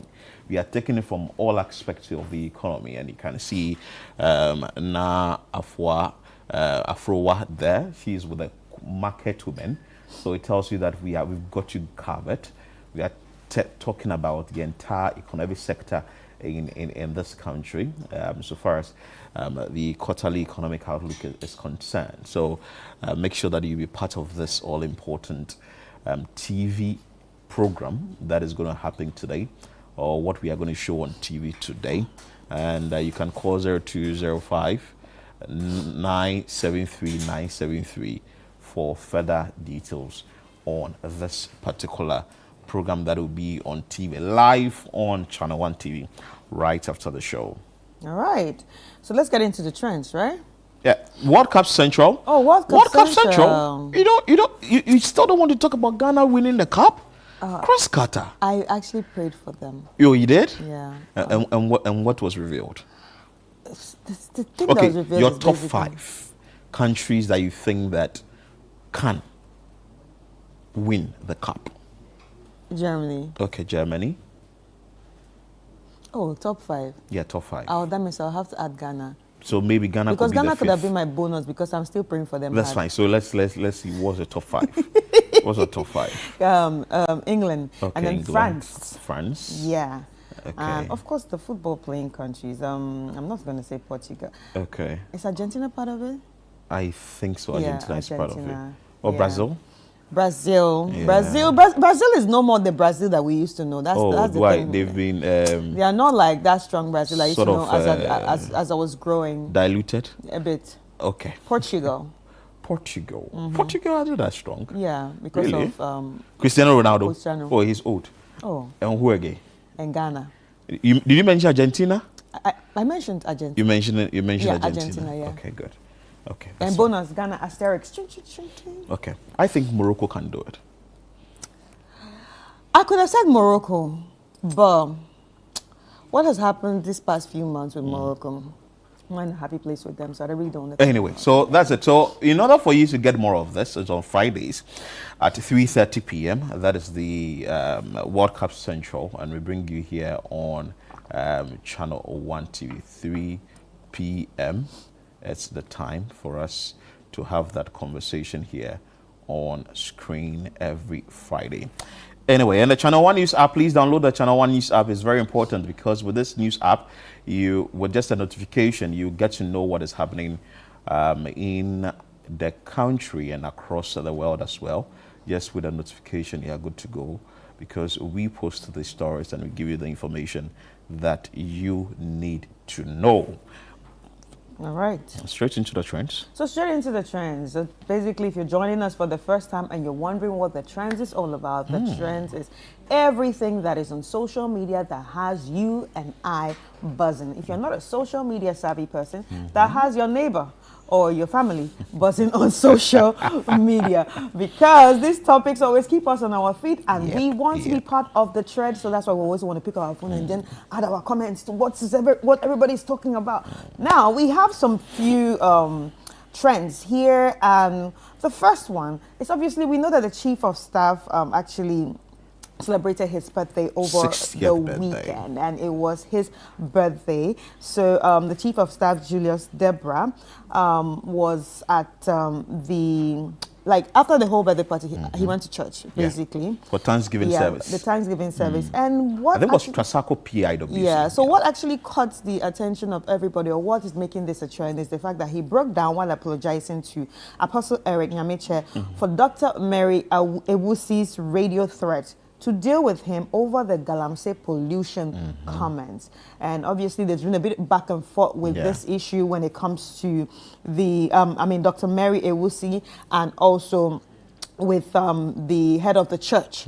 Yeah, so she actually said, oh, if you say that again, I'm going to deal with you. So actually, the head of the church also made mention of the fact that, well, because of Galamsey, we are not able to even do the baptism in the water bodies again. No, but it's true. Yeah. Let's be realistic, it's true. And we are not going to sugarcoat it. And I'm saying we're not going to sugarcoat it because even when we had the conversation about autism, it came up. Yes, it came up. And the pediatrician actually said the waters are actually affecting people. And this might also be the cause of increase of autistic children. So we actually need to be concerned. I don't think this is an issue of anybody throwing threats. Politicized. Don't criticize anyone, because the fact that you are sitting high up there does not mean that it cannot reach you one day. What's the most expensive water one can drink? Voss. Okay, let's bring you the video. As for this lady, she has made me more popular. People like that, I don't think about them. As for this lady, she has made me more popular. People like that, I don't think about them. Because she just made our church and myself more popular. If I held anything against her, like standing here to speak for 45 minutes, I would have said something about her. But I think that we all have our opinions on issues. And so let's just forget about this one. So I've forgiven her. And so don't worry. I want your heart to be to rest and enjoy this day. As for this lady, she has made me more the chairman of our church.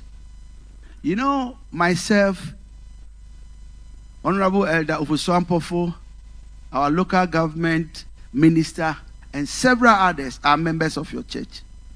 A few days ago, one of our colleagues, Dr. Mary Ewusi, slipped a bit against you. And I want on this occasion to commemorate my birthday, to let the whole church forgive us. It was just a slip. It wasn't intentionally done to malign our church. I believe sincerely that you will forgive her and forgive us and accept us as your children. God richly bless all of you.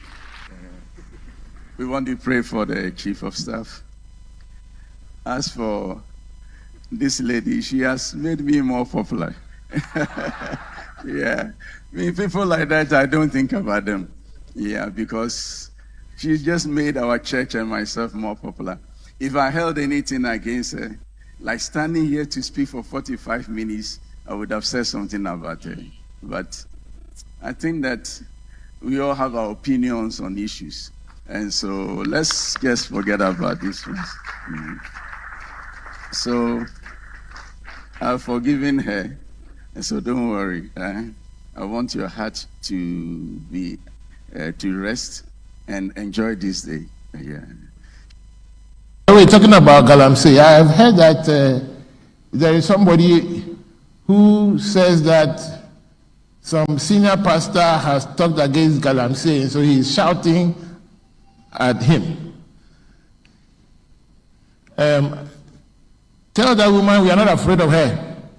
It's not about party. We are not afraid of anybody. Like the Pope said, I'm not afraid of Trump's administration. If something is sin, it is sin, whether it is under Akufo-Addo or under Mahama or whoever. If it is evil, it is evil. And you Ghanaians, you sit there and let the Galamsey go on. All your children and grandchildren will just die early. The thing is so evil. I don't understand why. I do, sorry for this digression. I do remember when I was chairman of Christian Council, I went with the current president, the Church of Pentecost head. We went to the then president and told him that Galamsey should stop. I was the one that led the delegation. We talked and talked about it. It's not just during this, it's not about party issues at all. If people cannot think beyond party, they should stop opening their mouths. And I'm serious about what I'm talking about. We are not afraid of anybody. No party. We were there before there was party.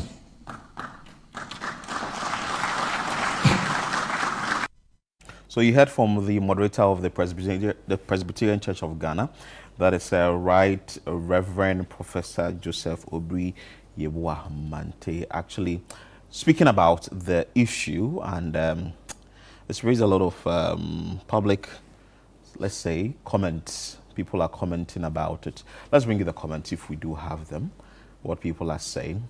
Pentecost Church membership is 4.3 million plus, oh bro. So I understand why the Chief of Staff is crying. Well, it's true. And won't the apology sound genuine and better if it came from... Well, I think the woman has apologized herself. She has. But one thing that she said there was, if Ghanaians think that what I said is wrong, then I'm sorry. That's what she said. But the word if was, I'm sorry. But if Ghanaians didn't think you're wrong, so that means you're not sorry. Anyway, this one says that apology not accepted. Where is the woman herself? She spoke with precision and clarity. She should be doing this herself. Oh, she's apologized. The next one, don't appeal on behalf of another full-grown woman. She knew what she was saying. Well, she did. The one who disrespects the chairman is not remorseful, but Chief of Staff. Hey. He said, just a slip. Sir, a rant of over 20 minutes was just a slip. Okay. Oh. Anyway, so the Chief of Staff has apologized, and I'm sure that maybe subsequent days we'll also be hearing again from Professor Dr. Ewusi, but she has apologized already. So I think we should let bygones be bygones, and we should just move on, because we have a number of things to deal with in this country. We need to deal with the Galamsey issue, and like you said, autism. When you were talking about it, they say it's also, and even before that, the chemicals we've also been recording that is having child defect or baby defect when they go and give birth and all that. So we should deal with it head on, and so that this thing shouldn't just disrupt us. But I think that what the clergy or what the religious bodies are also saying is true, because I wouldn't want to get some sort of baptism in a polluted water. Yes. No. I don't know what I'm going to come out with. So all these things should be checked so that we would work around it. And someone was asking why the chief of staff was crying. I think that because he's been shown a lot of love for his 60th birthday. He's showing emotions. Emotions. And so, I think it's okay for a man to show emotions, because a lot of people think... where? No, it is okay. They said with Bema Nsu. No, you see, You've that's not heard the it problem. before. That's the problem. That's actually a problem. Men must cry. And men must cry. Men are human beings. Yeah. You know, at the end of the day, this whole gender roles and gender expectations that, you know, society has brought us on upon us, you know, it affects everybody one way or the other. Because as a man, if you keep your emotions always, one day you are going to explode. Or if you're not going to explode, one day you're actually going to implode. And imploding even makes it worse. That's where you get diseases. That's where you get some health issues. Because imagine keeping some emotions inside for you in a long time. Anyway, so the people say all sort of things. Well, he's human, and he just had to let out the emotions, which he did at the church. Anyway, let's move away from that. And let's come to this one that everyone is feeling the heat. Say that heat. has to... How do they say? Is it kahit? Kasehit. Kasehit. Heat. And that has to do with the Dumso. That has to do with the power outage that we are recording. Yesterday, there was a statement, or let's say a message came from the Government Communications Minister, Felix Kwachi Ofosu, who made mention of the fact that the Energy Minister has asked the GridCo boss to step aside for investigations to go to continue following the inferno that happened at Akosombo. We understand that is the switch station at Akosombo. So we will be following up on that story keenly. But we also want to ask you that your area, how is it going for you? How are you feeling the pinch when it comes to the power situation in your community? The numbers on your screen, 0204447033. Let's hear from you. Send us a message. We'll be entering into details. But what are people saying about what Dr. Jinapor, that is the Energy Minister, has done for directing the GridCo CEO, Engineer Makewaba, to step aside pending investigations while ordering a leadership reshuffle in ECG in the Ashanti region? Engineers aim for full restoration in up to 5 days, with exports halted and a press briefing planned for updates. The fire caused a lot of harm. Yeah, a very big disaster there, and we understand that that particular switch station is totally bent and cannot be sort of repaired, let me put it that way. You see, but a new one would have to be put up. So, but you see, that's why I asked the question when we were speaking to the PRO guy on Friday, that is this burn or this inferno actually going to affect us in any way? I'm sure. So on Friday, he said they were now going to assess. So after the assessment, they've noticed that it's affected the power supply, or the megawatts you're supposed to get from Akosombo. Then Bong is also down. Mind you, when it comes to hydro, we have Akosombo, we have Bong, and we have Bui. So right now, the only station that is running is Bui. The Bui. Yeah, but we'll try and speak to him later on the show and also get details of what is happening. You know, our viewers would want to know. But we understand we have a video on this. Let's bring the video. A situation that we need to get to the bottom of. And so immediately, the ministry is setting up a 7-member committee, which will be chaired by Engineer Muna himself, who was the chief executive here before. He is also the board chair of the Electricity Company of Ghana. We're going to get experts to serve on that committee from the Fire Service, from National Security, from the Energy Commission, and other institutions that would help us to conduct a detailed investigation. We think that within 2 weeks to 3 weeks they should be ready with a report so that we can get to the root cause of this challenge and all the other issues surrounding this very, very unfortunate incident. The immediate focus is restoration of power.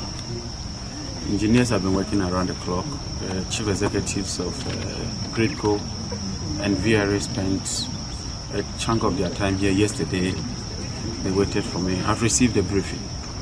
And from the briefing I've received, what they intend to do is to isolate the control station and attempt to feed power through an alternative arrangement. It's a situation that we need to get to the bottom. And so immediately, the ministry is setting up a 7-member committee, which will be chaired by Engineer Muna himself, who was the chief executive here before. He is also the board chair of the Electricity Company of Ghana.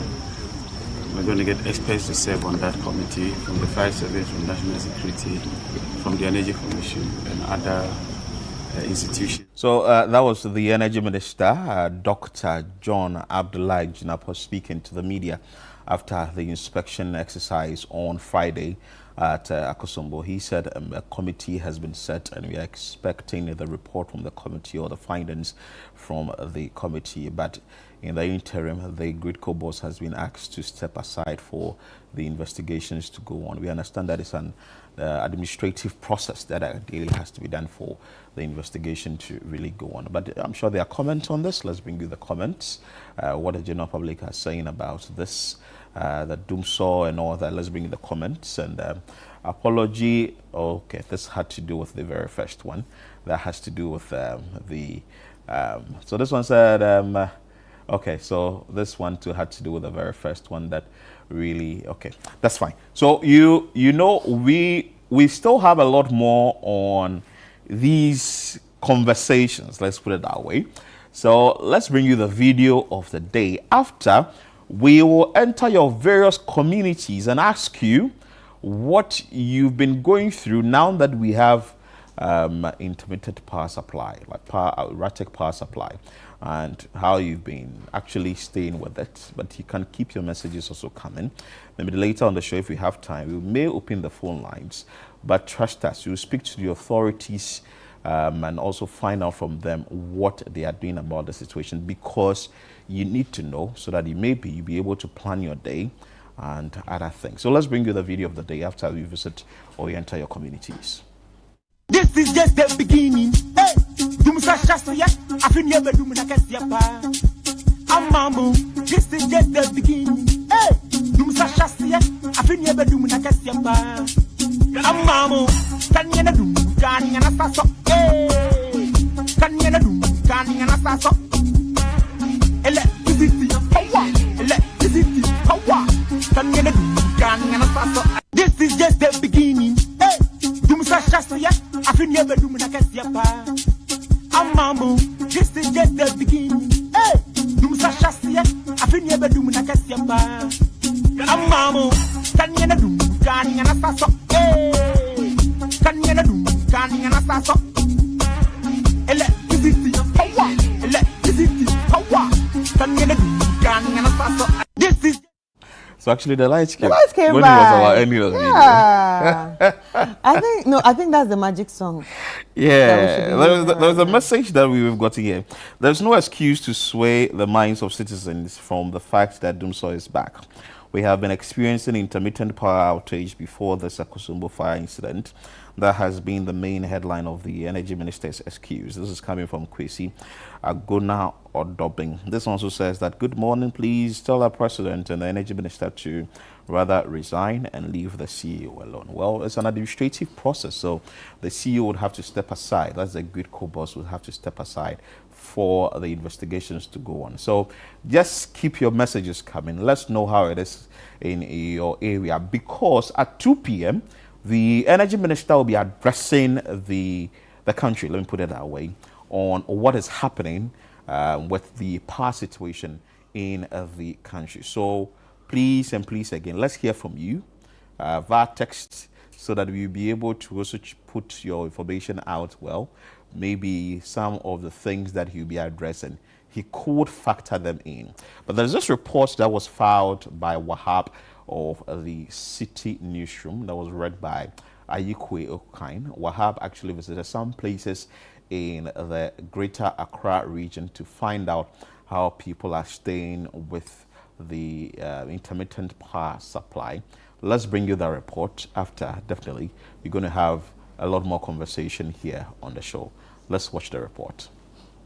Residents in parts of Accra are voicing frustration over persistent power outages, describing the situation as disruptive to both domestic life and business activities. Many say the outages occur several times a day, damaging electrical appliances and slowing down productivity, particularly for small businesses that rely heavily on electricity. Lights in some Nadian Koye Wahakura. And one of my brother, me diton pure water. Na mensa komano. Nya basa na che say enye. Nti light na some dey yesra wo mo hweman. And they have me pa and the customer back say what disappointing no by any free and they high do dia nti say timi gina so dia yenso disappointed so customers. To kokwa benya side ACP on Kopoko asan or Muduno Pam to me doing by say 5 minutes no mass no mass do me best another 5 minutes no mass what to be doing to us but see another day now be a office and for these small-scale operators, the erratic power supply is not just an inconvenience, but a threat to their livelihoods. They are calling for urgent intervention and improved communication from the Electricity Company of Ghana, including prior notice of outages and possible timetable. I want to TNT yesterday. Ya pacho abamo modna no moyo ya ho bibi baye yo ye bibi fa ho ya ho akire ye wo do me e ha pa me de me ba ha nche mu na ba baye 2 months ni tembia sa na ekoso be so me mpia de ya repair say onya na papa bi na me kwata foforo ntino ga mo hwe na mo solve my say problem bi na o mo ma ye hu say problem bi na o na nso ya NDC for ase because enko for ka say MPP for na yes ade ya no mo na antia mo say sa na ma mo say but me wouldn't say politics edum dia ha de ye de bo sra ye be so mu ni say so mu bedum na nke nya ho nkae a mutumi kae say bia akina ye bedum na kosi emresen a enu mu na na ehia. The managing director of the Electricity Company of Ghana says the outages are due to ongoing transformer upgrade across the country and has appealed to customers to bear with the company as efforts continue to stabilize power supply. To every Ghanaian customer who has endured inconvenience and prolonged power outages, we sincerely apologize to you. We want you to know that we have heard your voice and that addressing the reliability challenges is our singular operational priority. The challenges we face are real, complex, and in some cases, the accumulated consequence of years of underinvestment, leading to pockets of outages and low voltages. But we are not standing still. We have a plan and we have a schedule. And we are committing tremendous resources to addressing these challenges. Of course, so the Electricity Company of Ghana is apologizing to everyone who is bearing the brunt of the erratic power supply that is doing so within our communities. And I can say that this time round I had to sleep in Tumso for 24 hours. So from morning, it didn't come through. Oh, I was like, oh, it will come. So in the evening, it didn't. I was like, oh, by 11, dear, then I have light, then I can put on the fan and maybe add the AC to it. Then the next day, 6, it didn't come. I was there around 7 or Sunday, so Friday into Sunday. Yeah. Then it came on Sunday morning. Like, okay, that's okay. That's okay. We will manage. So, but the interesting bit was that, like, it wanted to rain. The rain wasn't coming. It was not. It was not interesting. It was like really clouds annoying. will form. It was actually annoying for me because that time the lights were off and I was praying. At least let the rain drop. Let the rain drop. At least let the rain drop so the heat can stop. Yes, so it wants to rain. It will not rain then.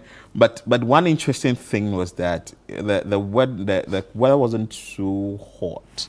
Right. Maybe in the evenings. Right. Yeah, right. It was a bit cool, so you could actually sleep. So what I also think, what helped me was the fact that you just open your windows and all that and then sleep. And sometimes because you'd want the cold to enter into your system, you'd want to drive around with AC on, so that by the time you get home, It's still inside. It's still inside.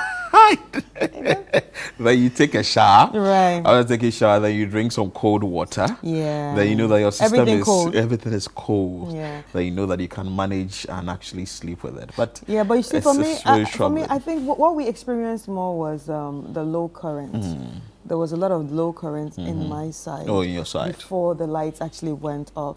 But last week, the low current was also acting like a disco light.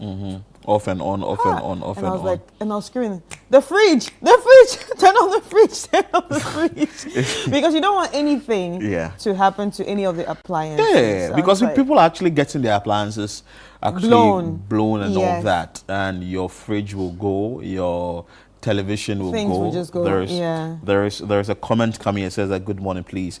We're having serious low current, electricity current in whole, like Chris just mentioned. My TV I bought last month got spoiled yesterday by the low current situation. This is very troubling. And someone says that if I may ask, the CEO must be sacked because to me a complete sabotage. Joe coming from Spintex, you are saying, but there is an investigation still going on in the case or the issue, and we'll be seeing what will be happening on that particular issue. We've played you the report, what people are actually saying about it. I think we should still give our viewers a chance to call in and tell us what is happening within their communities. We are doing this because the Energy Minister will be having an engagement or will be addressing the country on this particular issue. Let's get to know the situation in your community so that the authorities that are paying attention, I know there's a monitoring system. They are monitoring what the conversation is on the power situation across the country. So they will be able to pick the information you would give us. What we understand is that the situation at Akosombo has also exacerbated the entire power supply situation, because now Akosombo is down and Pong is also down. It's only Bui that is working when it comes to the hydro. Then Teshi yesterday, there was the replacement of the transformers and other places as well. We do not know how long it's going to take for the transformers to be replaced. But we have Eric from Kaswa Broadcasting also joining us now. Eric, good morning. Good morning, my brother. How are you doing? I'm doing good. I trust you are doing well too. Yes, please. I'm also. Let's hear from you. How is the power situation in Kaswa Broadcasting? It's pathetic, honestly. Very, very pathetic. And we are suffering from Kaswa, honestly. We can't sleep, and we don't know what the authorities are doing about it. They are not coming out to say anything. Our businesses are collapsing, and it's very bad, honestly. It's very, very bad. We need an action from the government, and they are not doing anything about it. And we are paying prepaid and as well, and we don't know what they are doing about it. You can't sleep, you can't work, and even yesterday, I went to church around 9 a.m. whilst I was supposed to be in church around 7. When I go to church, they already finished worship and praises, and it was bad. It was bad. We need an action. We are pleading with them. Eric, thank you so much for your time. Eric has said that there is an action that is needed, but the action has been done. But as to when the replacement of the transformers will be done, we do not know. We still want that information from the appropriate authorities, i.e. the Electricity Company of Ghana, VRA, Gridco, and they are all under the Energy Ministry. So if you are able to get that feedback, why not? So you can also join us with your comments and also your submissions on phone. The numbers are on your screens for the phone in. You can call us. Let's understand what is happening within your community so far as the power situation is concerned. Chris, last Friday was like, hey, my area there, we don't give light off. We don't do those things, so. Hey. So, like... You are amazed? When it happened on Sunday, I said, God, because I said this on TV, now it has got to... Frank from Amasaman, let's hear from you. Good morning. Hello, good morning. Tell us what is happening in your community. It's bad. It's bad. Even the whole yesterday, I couldn't sleep. The night was so hot, It's bad. But my problem is, how long do they think they can take Ghanaians for granted? You see, this is the situation. You've brought new transformers that you want to change. We didn't know about it. And as we are complaining, it's not that you're telling us that you're changing transformers. It's not good. When the transformers came or when the transformers arrived, they were supposed to, tell Ghanaians that this is what we are going to do. So in case you experience this kind of situations, you should pardon us. We are not going to keep long on it. You didn't say anything. Now that we are complaining and you're saying you're changing transformers, blah blah blah. Do they change transformers in the midnight also? Because in the midnight it goes off. Mm-hmm. You see the kind of people that they are leading us. You see, it's not everything that must be politics or politicized. That is it. So they should do better. We trust in them. That is the reason why they are leading us. Okay. So they should do. They should try and make it better for Ghanaians to, do their daily jobs. And we are doing all these little things just to survive. So, they should give us the right. Thank you very much. Thank you. And I'm sure. I think most of the things that I've heard is communication must be intensified. Yeah, I was going to say this too before he actually called. Maybe if there is a way, you know how we are able to send messages across.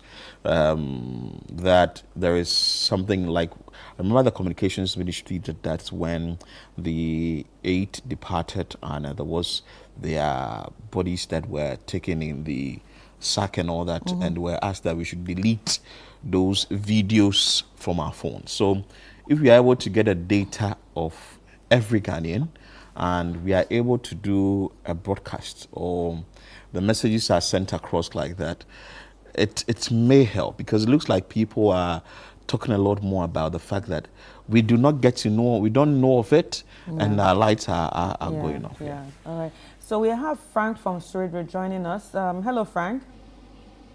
Hello. Good morning. You're welcome to the show. Good morning. All right. Can you share your experience with us? Yeah. Please, I want to talk about this decision. Yesterday, we didn't sleep at all. Even it came around 12 that week, and very bad to us. But I want to know that the point blank is that, I want the government to sit up. And I believe myself that this is a very sabotage for this. Because I remember one of the other government, when the other government came, there was no Edunso. But when Muhammad came, there was Edunso. So I don't get it. I was sitting in my room, I'm thinking about it. Because when other government came, there was no Edunso. But when Muhammad came, there was Edunso. So I'm urging the government to sit up and do what the right thing. But I think that this Edunso is a sabotage. So thank you very much. Okay. Right. That's thank you so much, Frank, for that one. He's the second person saying that Sabotage. It's a sabotage. But then again, I'm wondering, why would you want to put the whole nation in jeopardy just because you want to sabotage a party or you want to sabotage a government? Well, the investigation will have to unravel that, whether it is or it's not. Well, the issue of communication, I think it's important, like you said, because not everybody is on social media. And sometimes the communicator comes out on social media, comes out after an uproar. Exactly. After they've insulted them on their Twitter pages and on their Facebook pages. Exactly. So I feel like they should be proactive in putting Ghanaians first. If Ghanaians are the priority of giving us of the electricity that you're putting out there, then remember, you always have to remember to give them information before any of these things happen. We know some things can happen for, like, say, during an emergency. You can't control that one. But the ones that are not happening during an emergency, we should let us know. More. Anyway, let's take it to the Western region. Takoradi, to be specific. We have Dr. Joe joining us. Dr. Joe, good morning. Good morning. The name is Wofa Joe. Wofa Joe, good morning. Morning, how are you? I'm good, doing good. Let's hear from you. What is happening in Takoradi so far as when you have issues like this, those who politicize it are our problem. And the MPP that was doing so, that is why Napo said, do CC. And we are experiencing it under NGs, which is very bad. What at all is the problem? What at all is the problem? Can't they simply solve this problem? I'm surprised. And let me say this. I've said it long ago. You see, I blame you, the media. It is high time you stop bringing MPP, NDC to your studios. Because anytime they come to sit, it's a blood game, accusation, counter-accusation, and what have you, and they leave. The next day, you bring another MPP, NDC. This thing must stop because I'm told that's why in Cote d'Ivoire, after election, no politics. This is what is killing us. It's a serious problem. So to me, it's important you stop bringing MPP, NDC to your studios anymore. Let's tackle issues. I mean, you have our board of directors. They are the board. They are the managers or whatever all institutions you have. Let's bring them to the studio. Some of us, we have questions. Okay, so we had to. We lost Wofa Joe there, but he's made his point known, and he says that this should not be politicized. But anyway, let's bring you what the Energy Ministry said this morning on the City Breakfast Show. The spokesperson and the communications director for the ministry, he says that the Ministry of Energy has disclosed that the Akosombo Dam has been completely shut down following a devastating fire outbreak at the Ghana Grid Company Gridco substation at Akosombo, an incident that has significantly disrupted power supply across the country. We'll bring you more on that, but let's take you to Adenta, where Joseph is on standby to talk to us. Joseph, good morning. Let's hear from you. Good morning, my brother. So, concerning these electricity issues and what you see, we as a country, we don't take things so seriously. My brother, we are in this country where people take advantage of things. Look at a whole political opposition chairman going out to make a public statement that once we are not in power, Dumso is going to come back. The first question you should have asked him is that, based on what is he making that statement? But then he just made the statement and nobody questioned him. And Justin Kodia making that statement knew exactly what he was talking about. He knew. But at this point, we wouldn't want to say what political parties are saying. We want to look at the situation on the ground. So what is happening in Adenta? Are you also having the same issue? For how long have you been staying in it? There's light out everywhere. There's Dumso everywhere. But then what I am saying is that should we always allow politicians to make statements and go escort-free because they are politicians?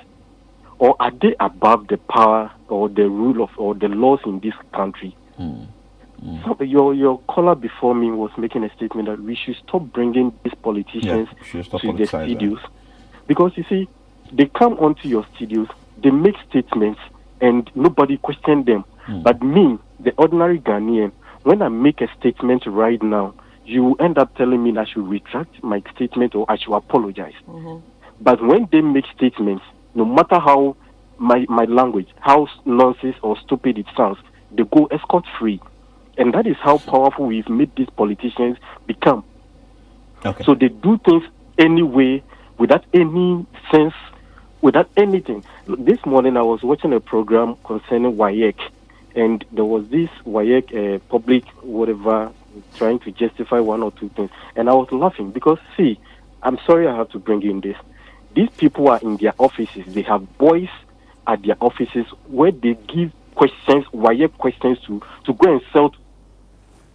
Okay, thank you for that. But now we would have to engage officials of the Electricity Company of Ghana directly so that they will tell us what it is. Please, when you call, let's talk about the issues. Let's really not enter into politics with this, because it's very important that as citizens we get to tell authorities what is happening, devoid of any political affiliation, whether MPP or NDC, because I'm not sure that the light is being given to NPP people alone, or is given to NDC people alone. It's given to Ghanaians. So let's make sure that we do not speak on political grounds. Anyway, so this morning, like I made mention of, the ministry actually said that the fire at Akosombo caused extensive damage to critical infrastructure at the substation, forcing authorities to take the drastic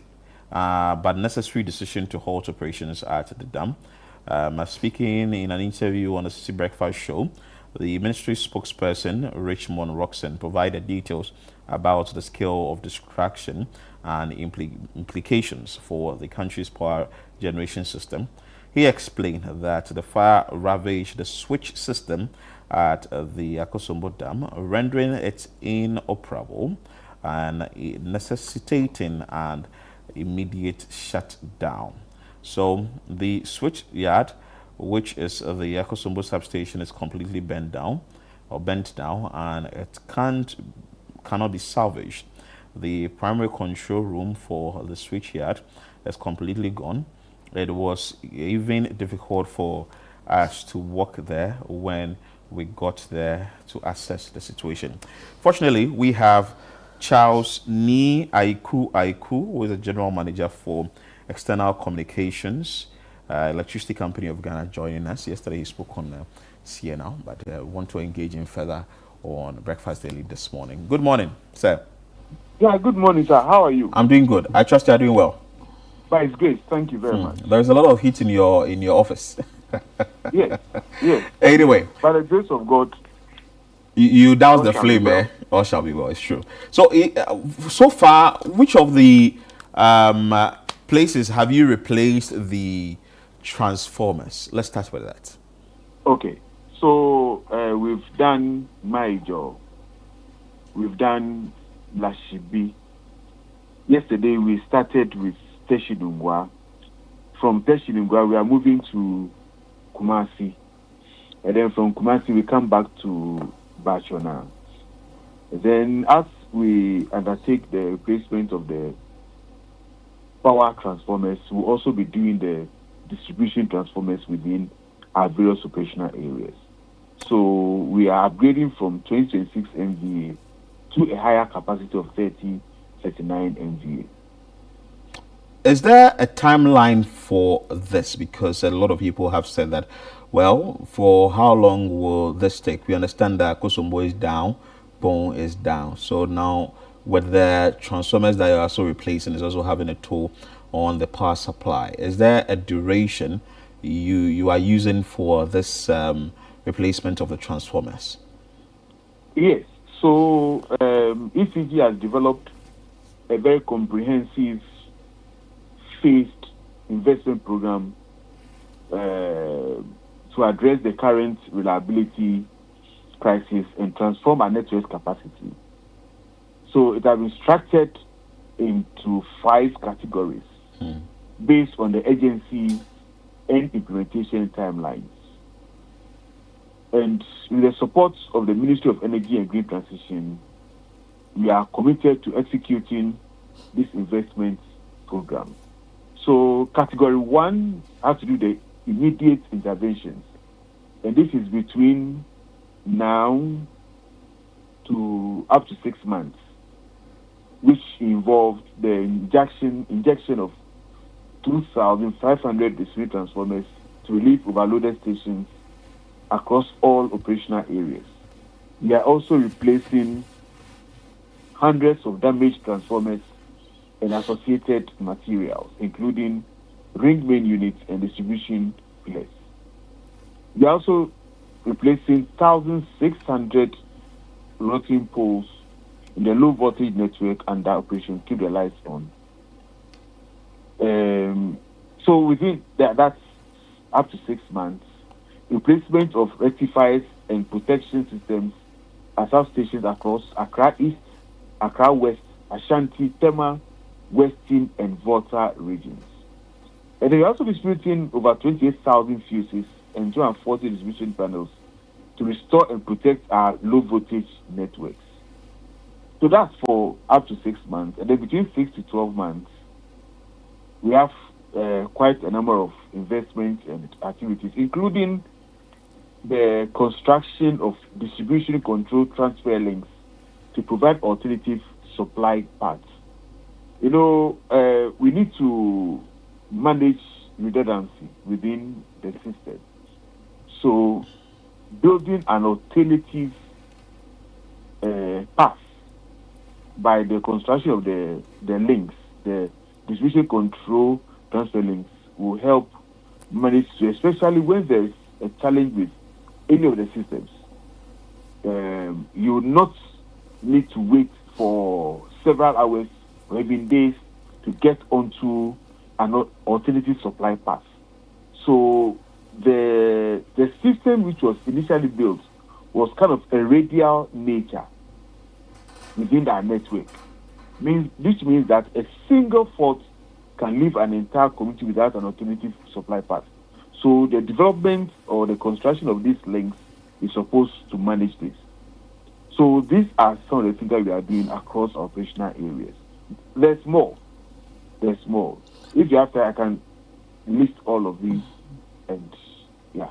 All right. So it's interesting to know that you are doing a lot to keep the lights on. But at the end of the day, I want to ask a question on issue of communication. Do you think you're communicating enough to the general public? Because from the interaction we had from people over the phone, I don't think there's proactiveness. Would you agree with me when it comes to that? I don't agree with you. Okay. But I also accept that there's more room for improvement. For instance, I engaged with City TV last night at 8 p.m., which meant that your listeners and your viewers would have heard about these things.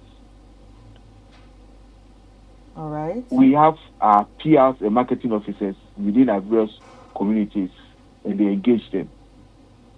We have other platforms and channels where we share information.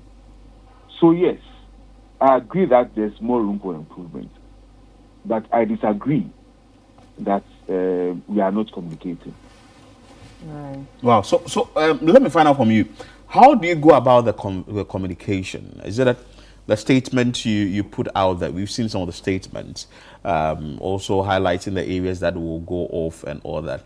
Is it that you are able to assess that this exercise you are coming to do at maybe Teshie Nungua, communities or areas around that area would go off? And if you see that, you just push it on your Facebook, or do you go to the extent of maybe the local radio stations communicate to the people, social media, or even the assembly using their information van system to also circulate information? Good. So we do all that. We collaborate with the municipals. In fact, we have WhatsApp platforms where we have key opinion leaders that send messages on these pages. We also use our local radio stations. We also have one-on-one engagements. With some of these opinion leaders. We, in the media, for instance, yesterday we took the press or some of the media, not the entire media houses across the country, but we took them and we invited your media house to be present. We took them through the entire process of from the beginning through to all of these things. Yes. So all of these are things that, and we also share information with we have a broadcast list where we share with our media. I mean, our media partners. Yes. Okay. So we do that, but I do also accept the fact that for everything that you do, there's always room for improvement. Good. There is room for improvement. So this week, for instance, today, I don't know if you have that information. Today, do you have any idea the places that will be going off, and maybe tomorrow or Wednesday, so that we can also use our medium to also push out that information for people to know whether their communities will be going off maybe in the course of this week? Okay, so I don't have that information readily available, but where there are challenges within the network, because I receive system reliability reports very often. So when I check, I also look at, so as I speak to you now, I'm looking at the current update from our reliability system, and also to be, yes, for instance, I've seen an outage information for Kumasi, Ashanti region, yes. And it talks about areas such as Adamso, Apunyasi, Kubi, Ayanfuri, Dominasi, Abura, Breman, Chichire, Esikuma, then the main Esikuma, and then Dunkwa, and the surrounding areas. Due to the Gridco Dunkwa box supply points that has developed a fault. So I have that, which has been shared on our channels. Yes. And you've mentioned that of Ashanti region, or in the Ashanti region. Do you have any information on what is going to happen in the Greater Accra region? There's no information yet for Greater Accra region. There's one for Central region yesterday. Yes, but as you are aware, the Akosombo incident has also impacted on our operations, resulting in some power generation difficulties and some issues. So it's something that is being addressed. There is a call for a timetable. Do you buy into this particular call, or you think it's too early for a timetable? Yes, looking at the efforts being put in place by the engineers from VRA, Gridco, ECG to get this issue resolved, I think that it's too early to call for a timetable. So, for now, people should just follow what and how do they get the information that my area will be going off, and I would have to maybe iron my clothing, or I would have to warm my food, or get things done properly in my room before the light goes off. You know, I spoke about the of it being too early to call, because as I speak to you, I'm very much aware that some areas are back on supply after the incident. So we need to do some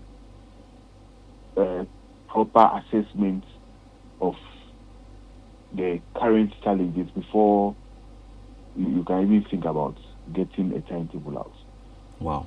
So that means the way things are going, we shouldn't expect any timetable at all from your outfit. I cannot say no.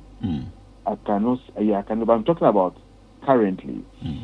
The minister would address us on this afternoon around 2 p.m. Yeah, 2. Good. Yes, and you give details of the situation. Okay. If our bosses after, because I know that the minister is supposed to be in the eastern region. I mean the critical area. In fact, he's been working around the clock to get feedback. He's been moving there himself. Okay. So it is. I think it is proper that we don't jump the gun. Maybe I'll say something now, and then later, minister would come out and say that looking at the situation, there should be a timetable. Okay, that's but fine. I don't. The work has really progressed, and it's been very positive. So I think that would plead with the general public to remain calm and be assured that the situation is under control. And we sincerely apologize for the inconvenience. It's been a very difficult time. Imagine everything going smoothly and then an accident occurs. Yes. True. So we are sorry about the situation. And you made mention of some places that the transformers have been replaced. You mentioned Majo, you mentioned other areas. So does it mean that a little education that we want from you, does it mean that these places that the replacement has been done, the power will be stable there? Relatively, the power will be stable. I use the relatively. If let's say, let me give you an example. We have distribution transformers that would step down what is coming from the power transformers and supplying to our various homes. If there is reliable or stable and the capacity within that distribution transformer is okay, everything should be fine, because from the source, it is solid. I mean, it has been increased. That's why I also mentioned that within the network, certain corrections are being made. I spoke about the links and all of that. But you need to tackle it from somewhere. If the source is weak, how would the end be okay? So once the source has been changed, it just makes good sense that the other steps would also work well. Now, we are changing distribution transformers, about 2,500 of them.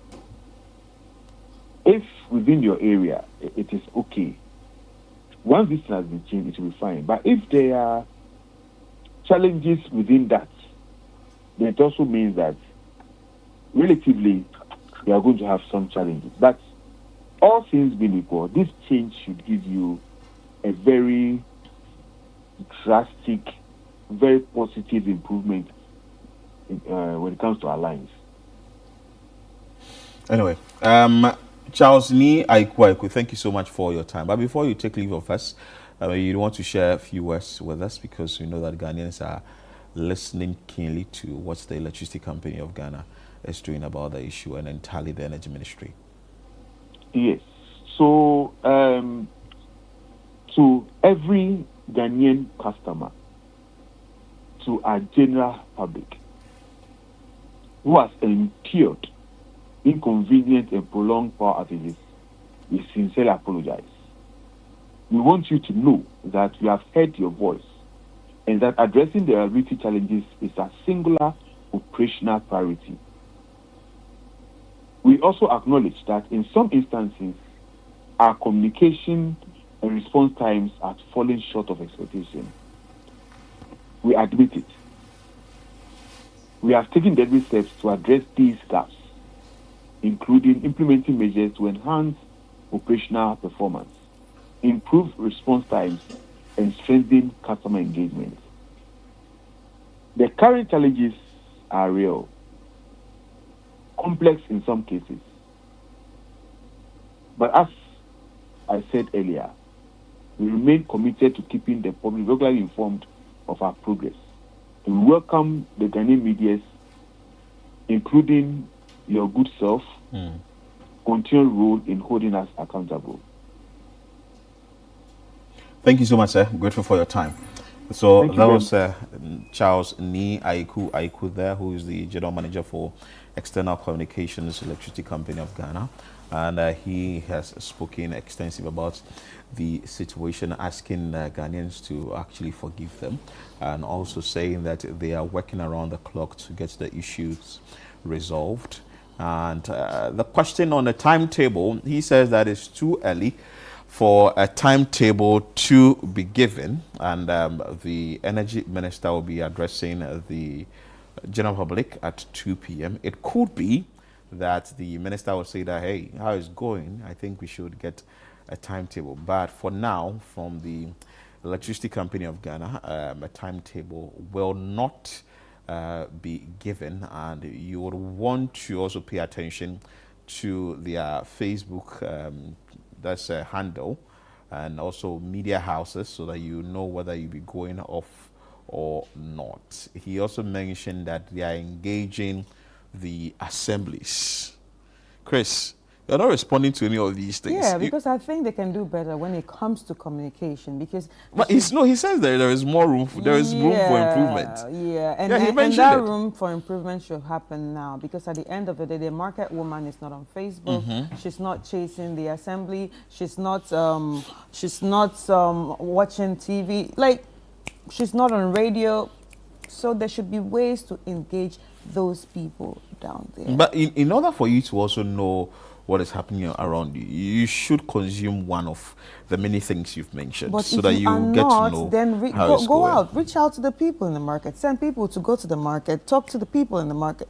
There needs to be ways to do that. Well, like you said, there is more room for improvement, and we're also entreating you that the period in which we are now, you would want to get information. So the more reason why we're asking you to download the Channel One News app, so that you can get information.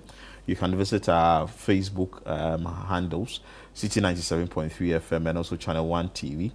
You can get the information that you can visit the ECG platforms. Portals. You can get information there. There's the portals or the handles as well. You can get information there. You should be eager to get the information, so that you will know whether you'll be off or you be on, because I just made mention of what is happening in the Ashanti region and the villages. Ayamfuri and all those places we were mentioning, they are villages. They are villages, and like you stated, the farmer is going to the farm expecting that expecting that when I come back home in the evening, there'll be electricity for me to charge my yam, and there may not be any power. So I think there should be a way for communication to also go down well. And the assemblies, if you've noticed that a particular community has been mentioned, you have your vans. Those days we used to have vans that would go around. Announced. Yeah, you be doom light, you be doom light, your light will go off, just to notify the people. But now I don't. Yeah, I don't even hear because those times when there are meetings that will be held at the various assemblies, they'll go around. This yellow and green truck coming from the Information Service Department. I don't know what is being used for now. Urbanization. Yeah, but yeah, see, everybody's on his or her phone. Social media. But we should also incorporate this thing, because it has to do with integration. We have to actually bring everything. I think you have to on just board. use all channels. Yeah, that's the truth. If you have to have a billboard, you have to use all channels. You have to send people to the market. You have to send people to the churches. Like, you have to use all channels. Yeah. That's the truth. Yeah. Because at the end of the day, yes, it's great that you're talking to us on TV. It's great that you're talking to us on radio. But it's everybody. And I like the fact that when we get in touch with ECG or the Energy Ministry, they talk. I love it. I really love this part, because you are willing to give information. But like you said, Charles indicated, there is more room for improvement, and we are here to help you as well. And more grease to their elbows. Exactly, while because they go this through is a very difficult moment for every Ghanaian. Yeah, so when you are going home tonight, will you call and ask whether there is light at home or not? No, I'll probably just charge my phones and laptop at work, and then when I get home, then you are free. Surprise! Do I have light or not? But I think talking about charging phones and laptops, I think if you have any electrical appliance in your house, this is also the time to safeguard them. You know, if you have to use the fridge guard, and also buy all the guards. I don't have it. I didn't know it was important. One day, until I went to, I think, one of the supermarkets or one of the malls, I saw it. I'm like, this is called fridge guard. And I was like, oh my God, I don't have this. So when the light was, doing the flashing light, the disco light, I was like, oh my God. You should have gotten it. So have you gotten it yet? I will get it today. Okay, that's fine. I will get it today. So we'll keep you informed here. Is there anything like a TV guard? I should think so. I should think there is a way that you protect your because your someone appliances. actually said his TV actually blew up. There should be a way that you would be able to protect your appliances. appliance. Invest in all those things, because we need to protect our appliances so that the fridge you bought at that exorbitant price wouldn't get spoiled, or maybe the television or something wouldn't get spoiled. But we'll still keep our eyes on what the communication will be around the power situation. Mind you, the energy minister will be addressing the public, and definitely we will bring you that live here on Channel 1 TV so that you get to know and hear what he says to the public. We'll take a quick break here, and of course we have a conversation on the Toastmasters. Yes. Toastmasters. We'll check it out right after this break.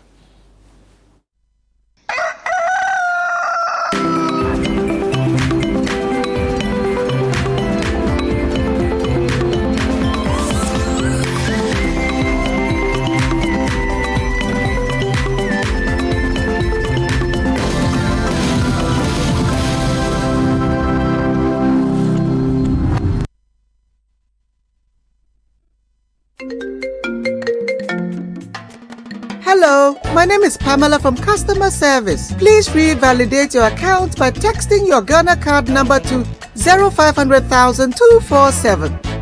Hey, Abili, wabedim. Madam, give me the numbers behind your ATM card. I'm calling from the head office. An email was delivered across to our customers this morning. Confirm if this is your bank account. 100,100,100. Thanks for sending your bank card details. Send the OTP now to avoid cancellation. EcoBank will never call, email, send an SMS asking for your PIN, OTP, bank card, or Ghana card details. Don't get played. EcoBank, the Pan-African Bank. Hello, please, I'm calling from Customer Experience Center. It's time to upgrade your viewing experience with Franco Smart Television. Enjoy full HD and 4K Ultra display for clearer pictures, brighter colors, and smarter features. From our 32-inch screen, perfect for your bedroom, to 55, 65, and massive 100 inches for your living room or office. We've got the perfect size and quality. For retailing and bulk purchasing, call the numbers on the screen or visit our website at www.francotrading.com. You can download the Franco Trading app on Google Play Store or Apple App Store. Franco Television, we've got the perfect size for every room. Franco, home of quality television.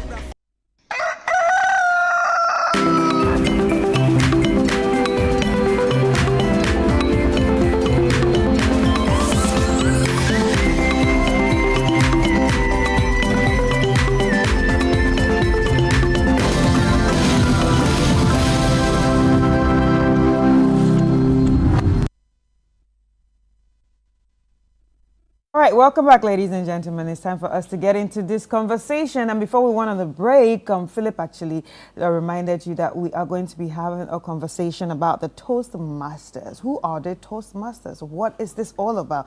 Well, we are about to find out. So in studio with us, we have Papa Akas, DTM Conference Lead, and we have Kwesi Ajimanbedu, DTM Program Quality Director, Division E here in Ghana. And we also have the District Director, Fatu Sako. You are all welcome to the show. Thank you very much. How's everything? Very well. Very well. All right, so I'm going to go straight into the conversation. I'm going to be starting with you, Papa Akas. Tell us what the Toastmasters is all about. Toastmasters is an organization that has been in existence for over 100 years, focused mostly on building communicators and building leaders. And we do this through a participative program. So unlike going to a classroom to go and learn theory of how to speak, how to lead, we live it in as a lifestyle in the things we do. Yeah. I think one of the most amazing things we don't talk enough about is the culture of feedback. Right. And so the way you make the mistakes, you get the feedback, you grow through it, and it makes you better in the world. And Ghana has had Toastmasters for about 20 years, but in the district we've had it for way more. Right. So Fatu, for example, is the district director, which means she's in charge of 12 countries that are part of the same district, and those are the ones that are coming in. And in Ghana, we've seen, it was originally founded by Joe Latte of blessed memory. I don't know if you remember him. Over to you, Joe Latte. And so we've seen a lot of changes, we've seen a lot of growth. We've also impacted a lot of organizations through the leaders that we've built, who are now in leadership positions or beyond. All right. So, hi, Fatu. So I'm going to talk to you now. So, Fatu is going to be speaking French and English. She's a blend of both. So, yeah, let's get straight into it. Bon, Fatu, comment les Toastmasters contribuent-ils à former les Africains, non, des leaders africains de demain? Toastmasters est une merveilleuse organisation qui met en avant l'humain, l'homme et les valeurs qu'il incarne. Et donc, à travers notre programme, qui est un programme complet, nous donnons à chaque leader la confiance suffisante pour qu'il réussisse à réfléchir, à mettre en forme des idées et à passer à l'action. Okay. Parce qu'en réalité, nous sommes des communicateurs qui passons à l'action. Right, right. So basically, I just asked Fatu how Toastmaster actually contributes in, you know, forming leaders of tomorrow and here in Africa, and she just gave a breakdown of how it does that. You know, it's not just about forming leaders, but it's also about helping them communicate and putting themselves out there, and also build their confidence in everything that you're doing. Now, Kwesi, tell us about the program. How is the program going to be like since it's now coming to Ghana? I mean, I think before we got on camera, you actually explained to me that it goes round and now it's back to Ghana. Exactly. So why is it back to Ghana? And tell us when this program is going to be happening. Thank you very much. And so Ghana happened to host it some 8 years ago. And obviously because of the finesse and the way we handled the entire program, the district leadership thought it wise that it should come back to Ghana. Right. And obviously for me, this conference is going to be one of the powerful conferences that has ever happened across the African continent from January to date. Why do I say so? Because it's going to be a rare confluence of people, purpose, and of course, direction, where we would have emerging leaders who would meet with established leaders to ensure that we communicate, we network, and inspire the change that we also desire. And so this conference is going to start tomorrow. Obviously, delegates have started coming through, and we received majority of them at the airport. But the actual conference is starting tomorrow. We will have the Aquaba night at the Page Center, where we will treat our guests to the Ghanaian hospitality. And also the local Ghanaian delicacies will also be in full display. And of course, there will be a jollof contest to settle the debate as to whether the Ghanaian jollof is the best, or Ivorian, or the Ivorian jollof is the best, or even the Beninois, or the Senegalese, or even the Senegalese. Thank you. Or maybe the Nigerian.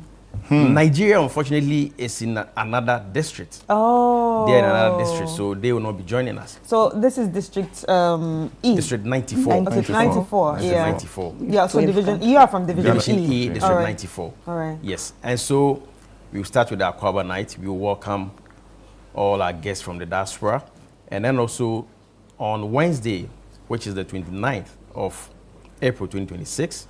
That is where the main conference will take place at Destiny Arena at the Maker's House. Yeah. And so this will bring together established leaders. And you know, in today's world where attention is short and expectations are high, it is only leaders who are able to lead with purpose and speak to impact who are the outstanding ones who will go a long way in speaking and making that impact that this generation so desires and generations yet unborn. And so we have speakers like the Honorable Minister of Education, Honorable Haruna Idrisu. He is the guest speaker for the occasion. And then we have other speakers like the Managing Director of Fidelity Bank, Mr. Julian Opuni. We also have the Managing Director of Stanbic Bank, Mr. Kwame Asumeni. Then we have the former CEO of Stanbic, Mr. Chief Al-Hassan Andani. And then, of course, we have a lawyer from AB and David also coming to grace the occasion. Right. And so it's going to be a wonderful conference, and we can't wait for that to start. Right. All right. If I may touch on and add a few more details, because the thing about Toastmasters and what makes us special is the way we plan and organize everything. So in a typical Toastmasters meeting, when you start the meeting, we welcome people. That is what is being represented by the Akwaaba night. Then you have what we call the first word, which is usually where we invite a guest speaker to come and speak, and that is taken care of by the guest speaker and the keynote speaker. Then we have the actual prepared speeches. This is where we have the conference itself, the main information. Then we have table topics, which is random stuff that will be going on. And then you have the feedback session. So we have the evaluation contest, and we have, you know, some feedback that will be going through. After that, you have awards for those who do well. And that's why we have an awards night. And then finally, you have the after party. When you finish your meeting, a time to mingle and hang out. And that's what the gala night is. So even the entire program, the way it's structured, planned, is around the way we do business. But fun in this thing. And then the other thing that Kwesi wanted to mention as well is this is also a showcase of Ghana. So it's really a pro-tourism thing as well, even though it's a Toastmasters conference. So one of the most exciting things we'll be doing tomorrow at the Page Center is we'll have, like the way you have a fashion show, but we'll have a food show. So at some point, we're going to be doing like samples where ushers are tasting different Ghanaian food. Because we've heard the different Ghanaian foods, right? And so there's even been music curated around each part of the program and each food we're going to be serving, you know, to get you to taste and get them to appreciate the different types of foods that we have. All right, so let me go back to Fatu. Fatu, is this your first time in Ghana? No. This is not your first time? It's fifth your fifth time in Ghana, yes. And how do you like it? I love Ghana, of course. Yeah. What's your best Ghanaian food? I love Shito. The Black Queen. You love Shito, that's it. With everything. You love Shito with everything. All right, so let's continue this. Bon, pourquoi la communication est-elle essentielle pour le leadership d'aujourd'hui? Il n'y a de leaders que de communicateurs. Okay. If you don't know how to communicate, you can't lead. You can't lead, Et la communication, c'est la base. All right. Et non seulement il faut savoir communiquer, interpersonal communication and public speaking, tout. Donc il est très important pour communiquer de connaître l'autre, de savoir quelles sont ses attentes, de savoir quelles sont ses valeurs, de connaître. Parce que lorsque vous êtes en équipe, quand vous savez exactement qui sont vos différents collaborateurs, quelles sont leurs émotions, eh bien, vous réussissez à travailler avec eux, mais surtout à atteindre l'objectif. Donc, la communication vient servir le leadership. Un leader qui ne sait pas parler aux membres de son équipe aura du mal à faire avancer l'équipe. Yeah. So, how is this conference going to benefit people that come? Déjà, il faut dire qu'il y a autour de 500 people coming. There are 500 people going to come. From Côte d'Ivoire, Senegal, Guinea, Mali, Togo, and the most people is here in Ghana. Et notre organisation a 100 ans, plus de 100 ans, et ça va être l'occasion pour nous de faire implanter Toastmasters in Ghana. Okay. Le Ghana fait partie des premiers pays qui ont adopté Toastmasters. Ouais. Et aujourd'hui, il est important que le Ghana, qui est anglophone, parce que Toastmasters, c'est anglophone. Côte d'Ivoire, c'est francophone. Ouais. Donc le Ghana est le dépositaire de la méthode et on souhaiterait qu'ici au Ghana, il y ait beaucoup plus de participants et de Toastmasters. All right, so I was just asking, the first question I asked her was how communication is essential to leadership, and she said communication is just the base. So to be a leader, you need to have the base of, communication, and also have great interpersonal communication skills. So basically, and why this is coming to Ghana and what people are actually going to benefit from it is that at the end of the day, they are going to grow that skill. And also, Toastmasters is 100 years old, right? Over 100 years. Over 100 years old. And Ghana is one of the countries that started pushing Toastmasters. In Africa. In Africa, yes, basically in Africa. That's what she said. And also, we're going to have people coming from different countries, but it's almost 500 people coming. But can the general public just come in? Yes, exactly. So if you want to come, apart from being members. Yes. Yeah. We have a registration portal, and so if you would want to come in, you would have to. The program is actually staggered. If you cannot pay the full conference fee, which is 2,100, you can pay 500 cedis for any of the programs starting from the Aquaba night, which is tomorrow, and then of course on Wednesday at Destiny Arena. But let me say that the theme for this conference is lead with purpose, and speak to impact. You made mention of the fact that what are people going to benefit from this conference? The theme itself speaks volumes. If you look at the team, it is not just a team. It is a mindset and a standard of how we show up in leadership and communication. And bringing all these experienced people in society together and giving them the opportunity to educate us. What it means is that when you come, if you are in obscurity, you move into stardom. In leadership and public speaking.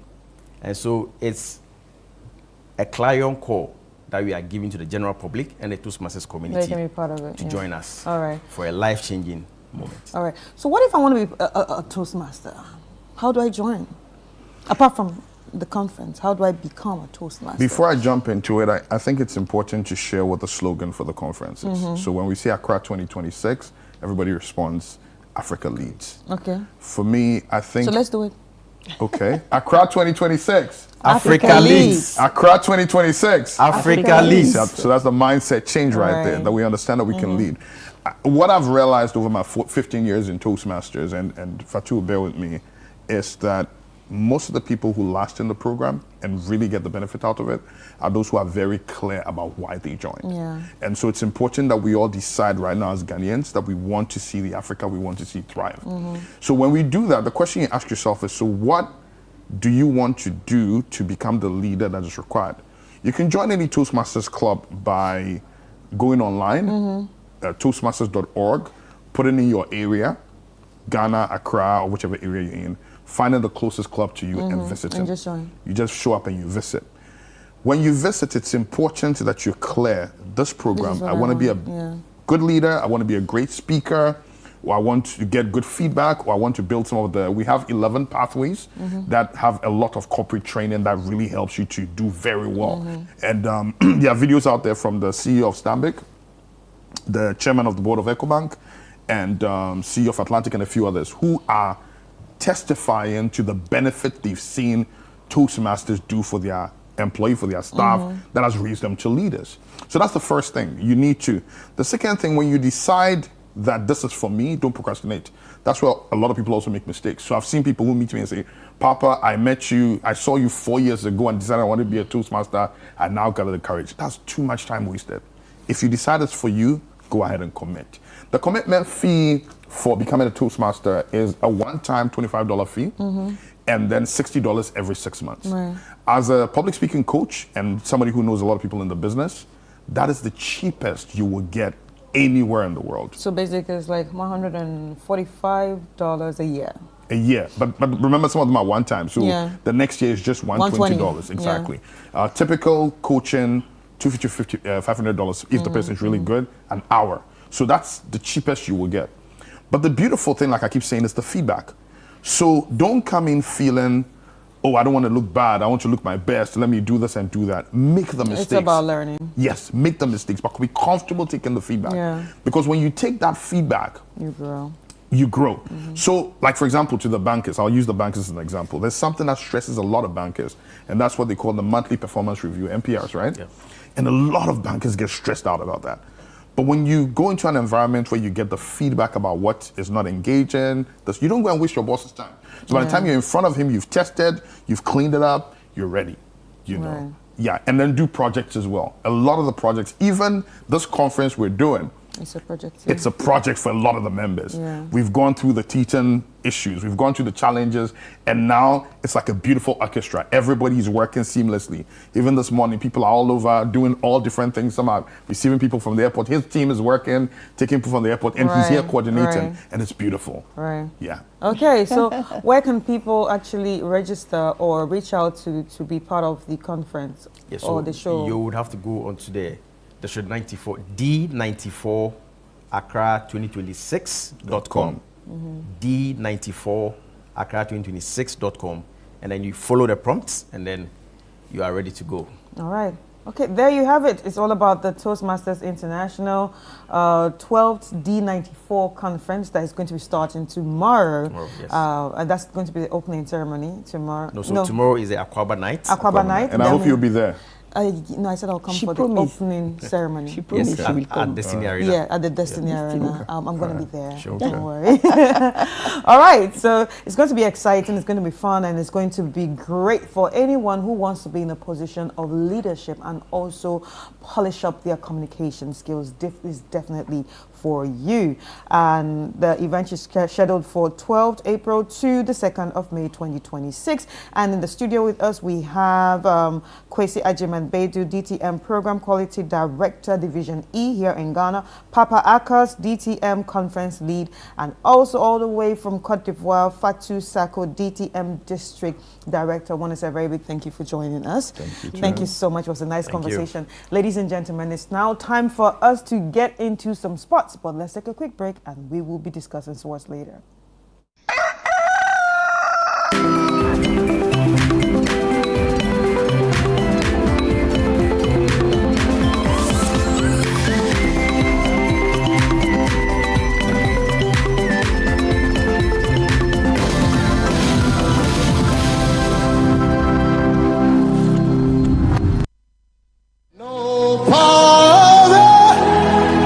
Another year is here.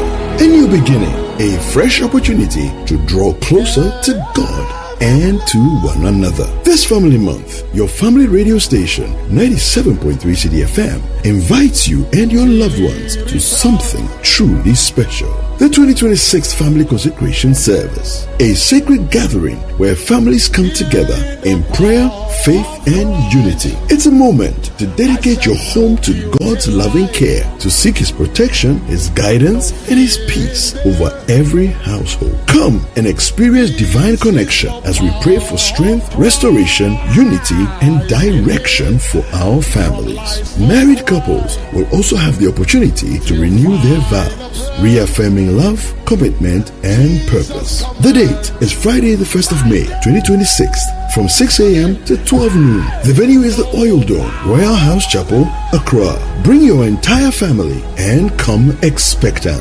And let's commit our homes into God's hands. 2026 Family Consecration Service is powered by 97.3 CDFM with support from Channel 1 TV, because the family that prays together stays together. Calls me in the power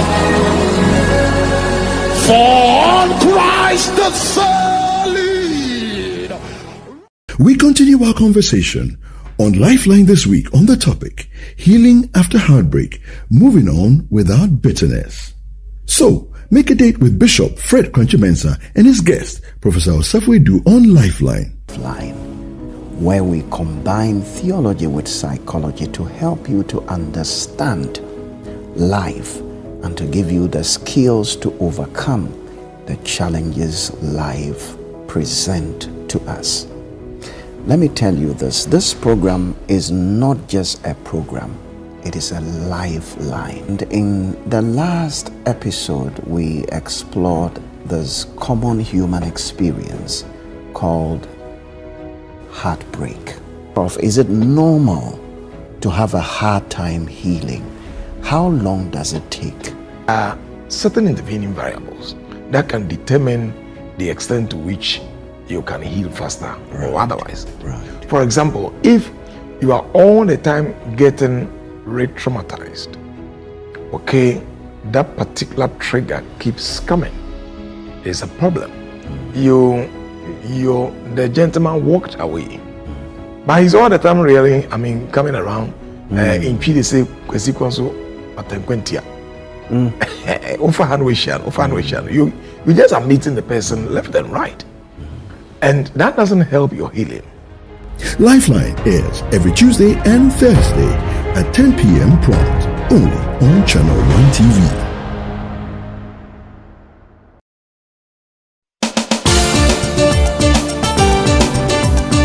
In a nation full of questions, where truth often hides behind noise, one show dares to ask what truly matters face to face. With fearless clarity and a quest for accountability, host Umaru Sanda Amadou sits down with the movers and shakers of politics, governance, society, and business, confronting the issues that define our national conversation. Yes, I am Umaru Sanda Amadou. This is Face to Face, and you're welcome.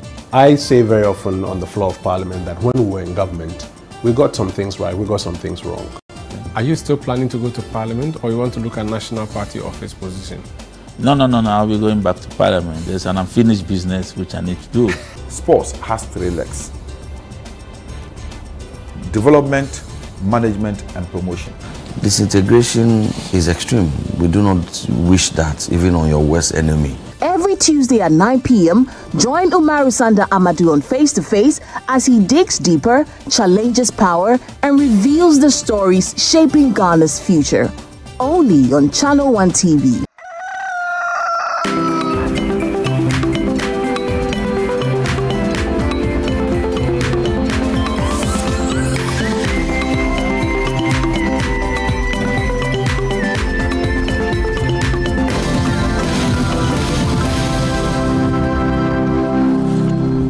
Many thanks for still staying with us here on Breakfast Daily on Channel 1 TV. It was an interesting conversation Chris Carter had with the Toastmasters. But Chris, Charlie, the French, you have to teach me something. I'll teach you, don't worry. So the final thing is the belquit.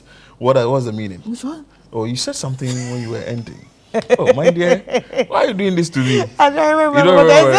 You don't remember? Yeah. Anyway, so for how long have you been speaking French?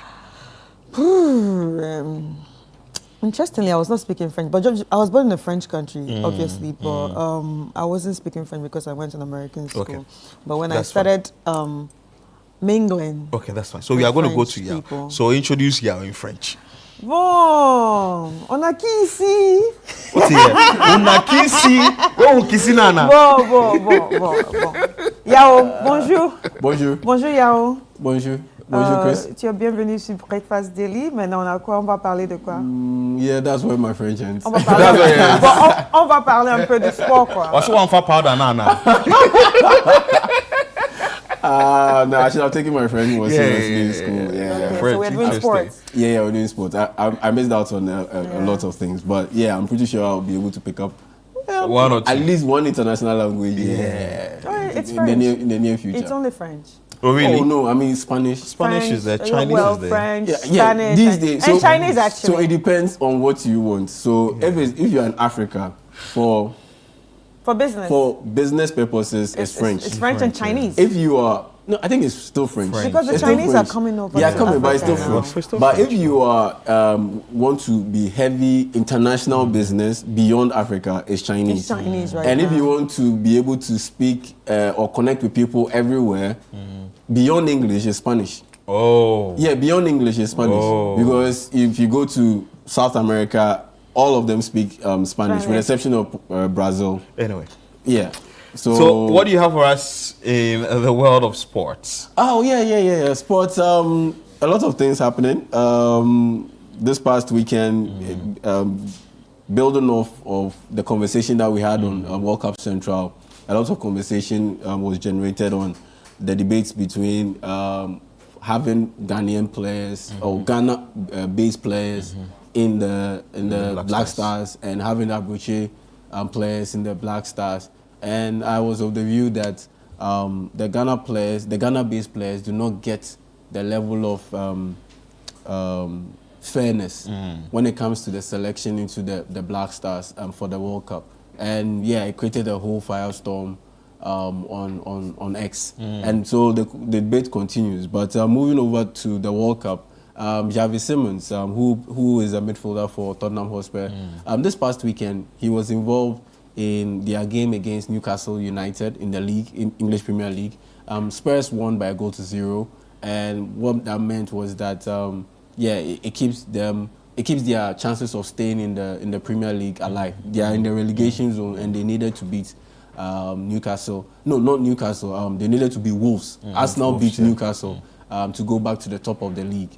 Tottenham Hotspur ended up beating Wolves by a goal to 0, and in the latter part of the game, Xavi Simons hurt his knee, and he was stretchered off. And later, I got confirmed that he's torn his ACL, and that he's from Netherlands. He's from the Netherlands, and he will miss the rest of the 2025-2026 season. And more importantly, he will miss the World Cup. That's sad. So the torn ACL is the same thing that Kudus, Tariq had.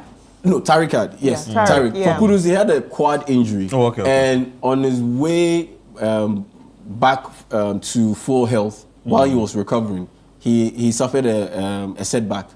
And that's what has kept him out of action from competing. And so for Xavi Simons, it's an ACL tear, and he's likely going to miss at least 6 months. So two Tottenham Hotspurs. Actually, they have a full-blown crisis when it comes to injuries, and I've always had an issue with, and I've always had some suspicion about the competence of their medical staff. Because this is not the first time it's happened. This is like the third straight season where they've had about 8 players who have suffered serious injuries. Last season, it happened. This season, the likes of James Maddison hasn't played.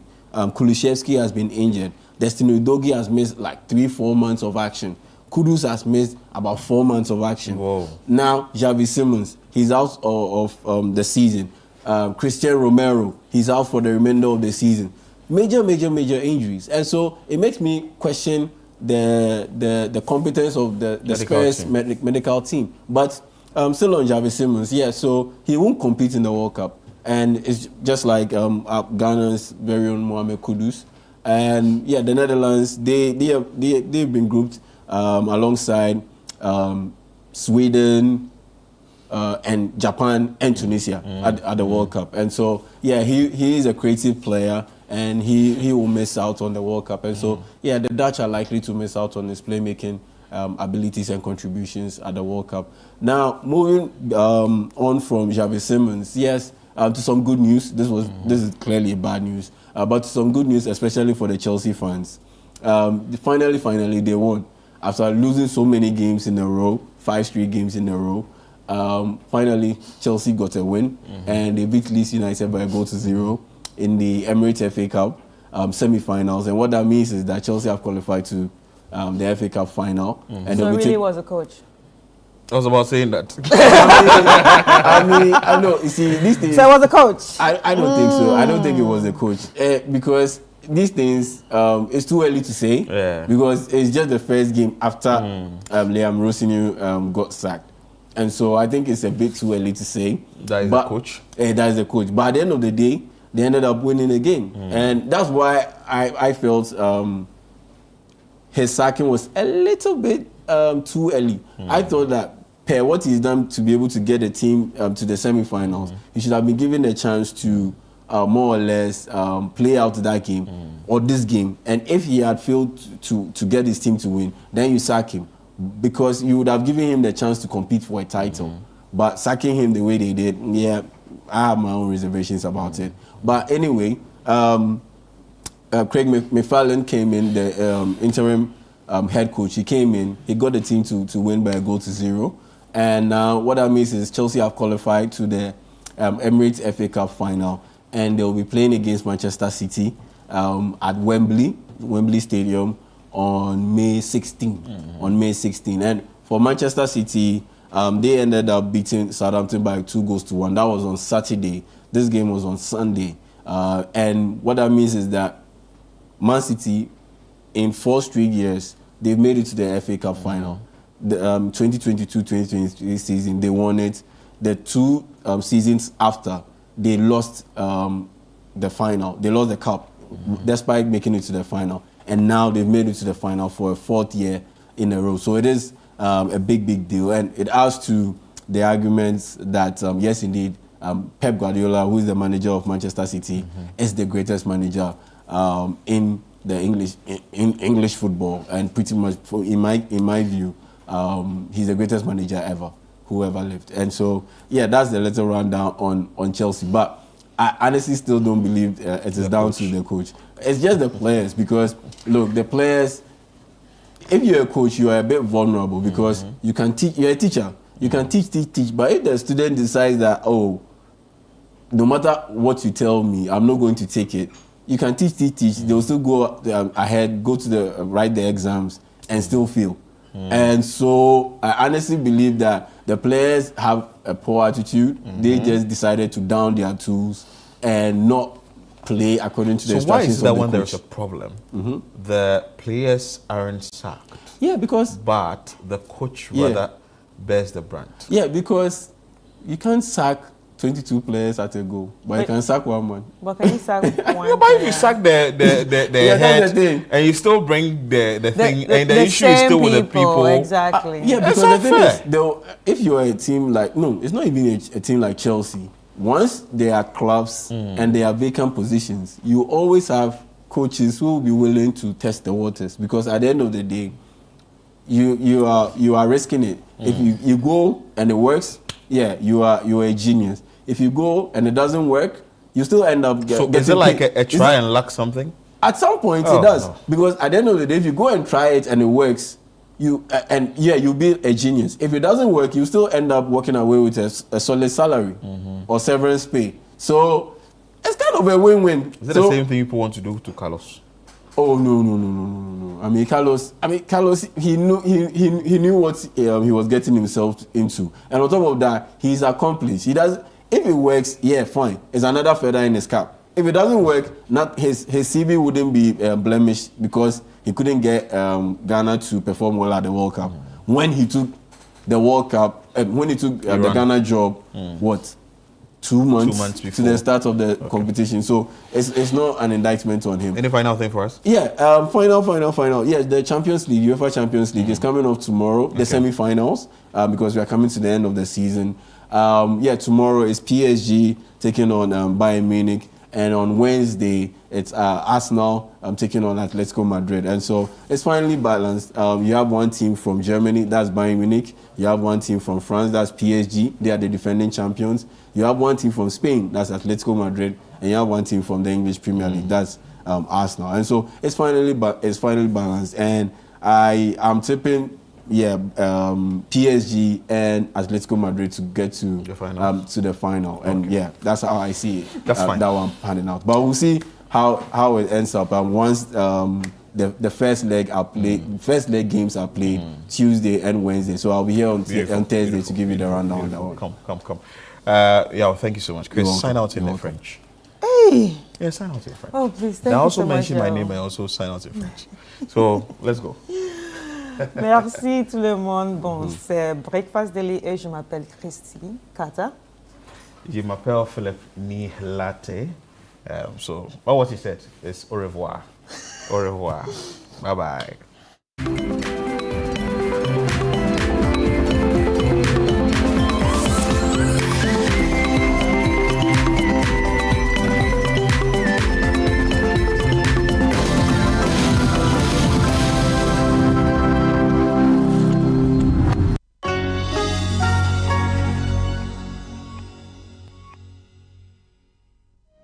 In Christ alone, My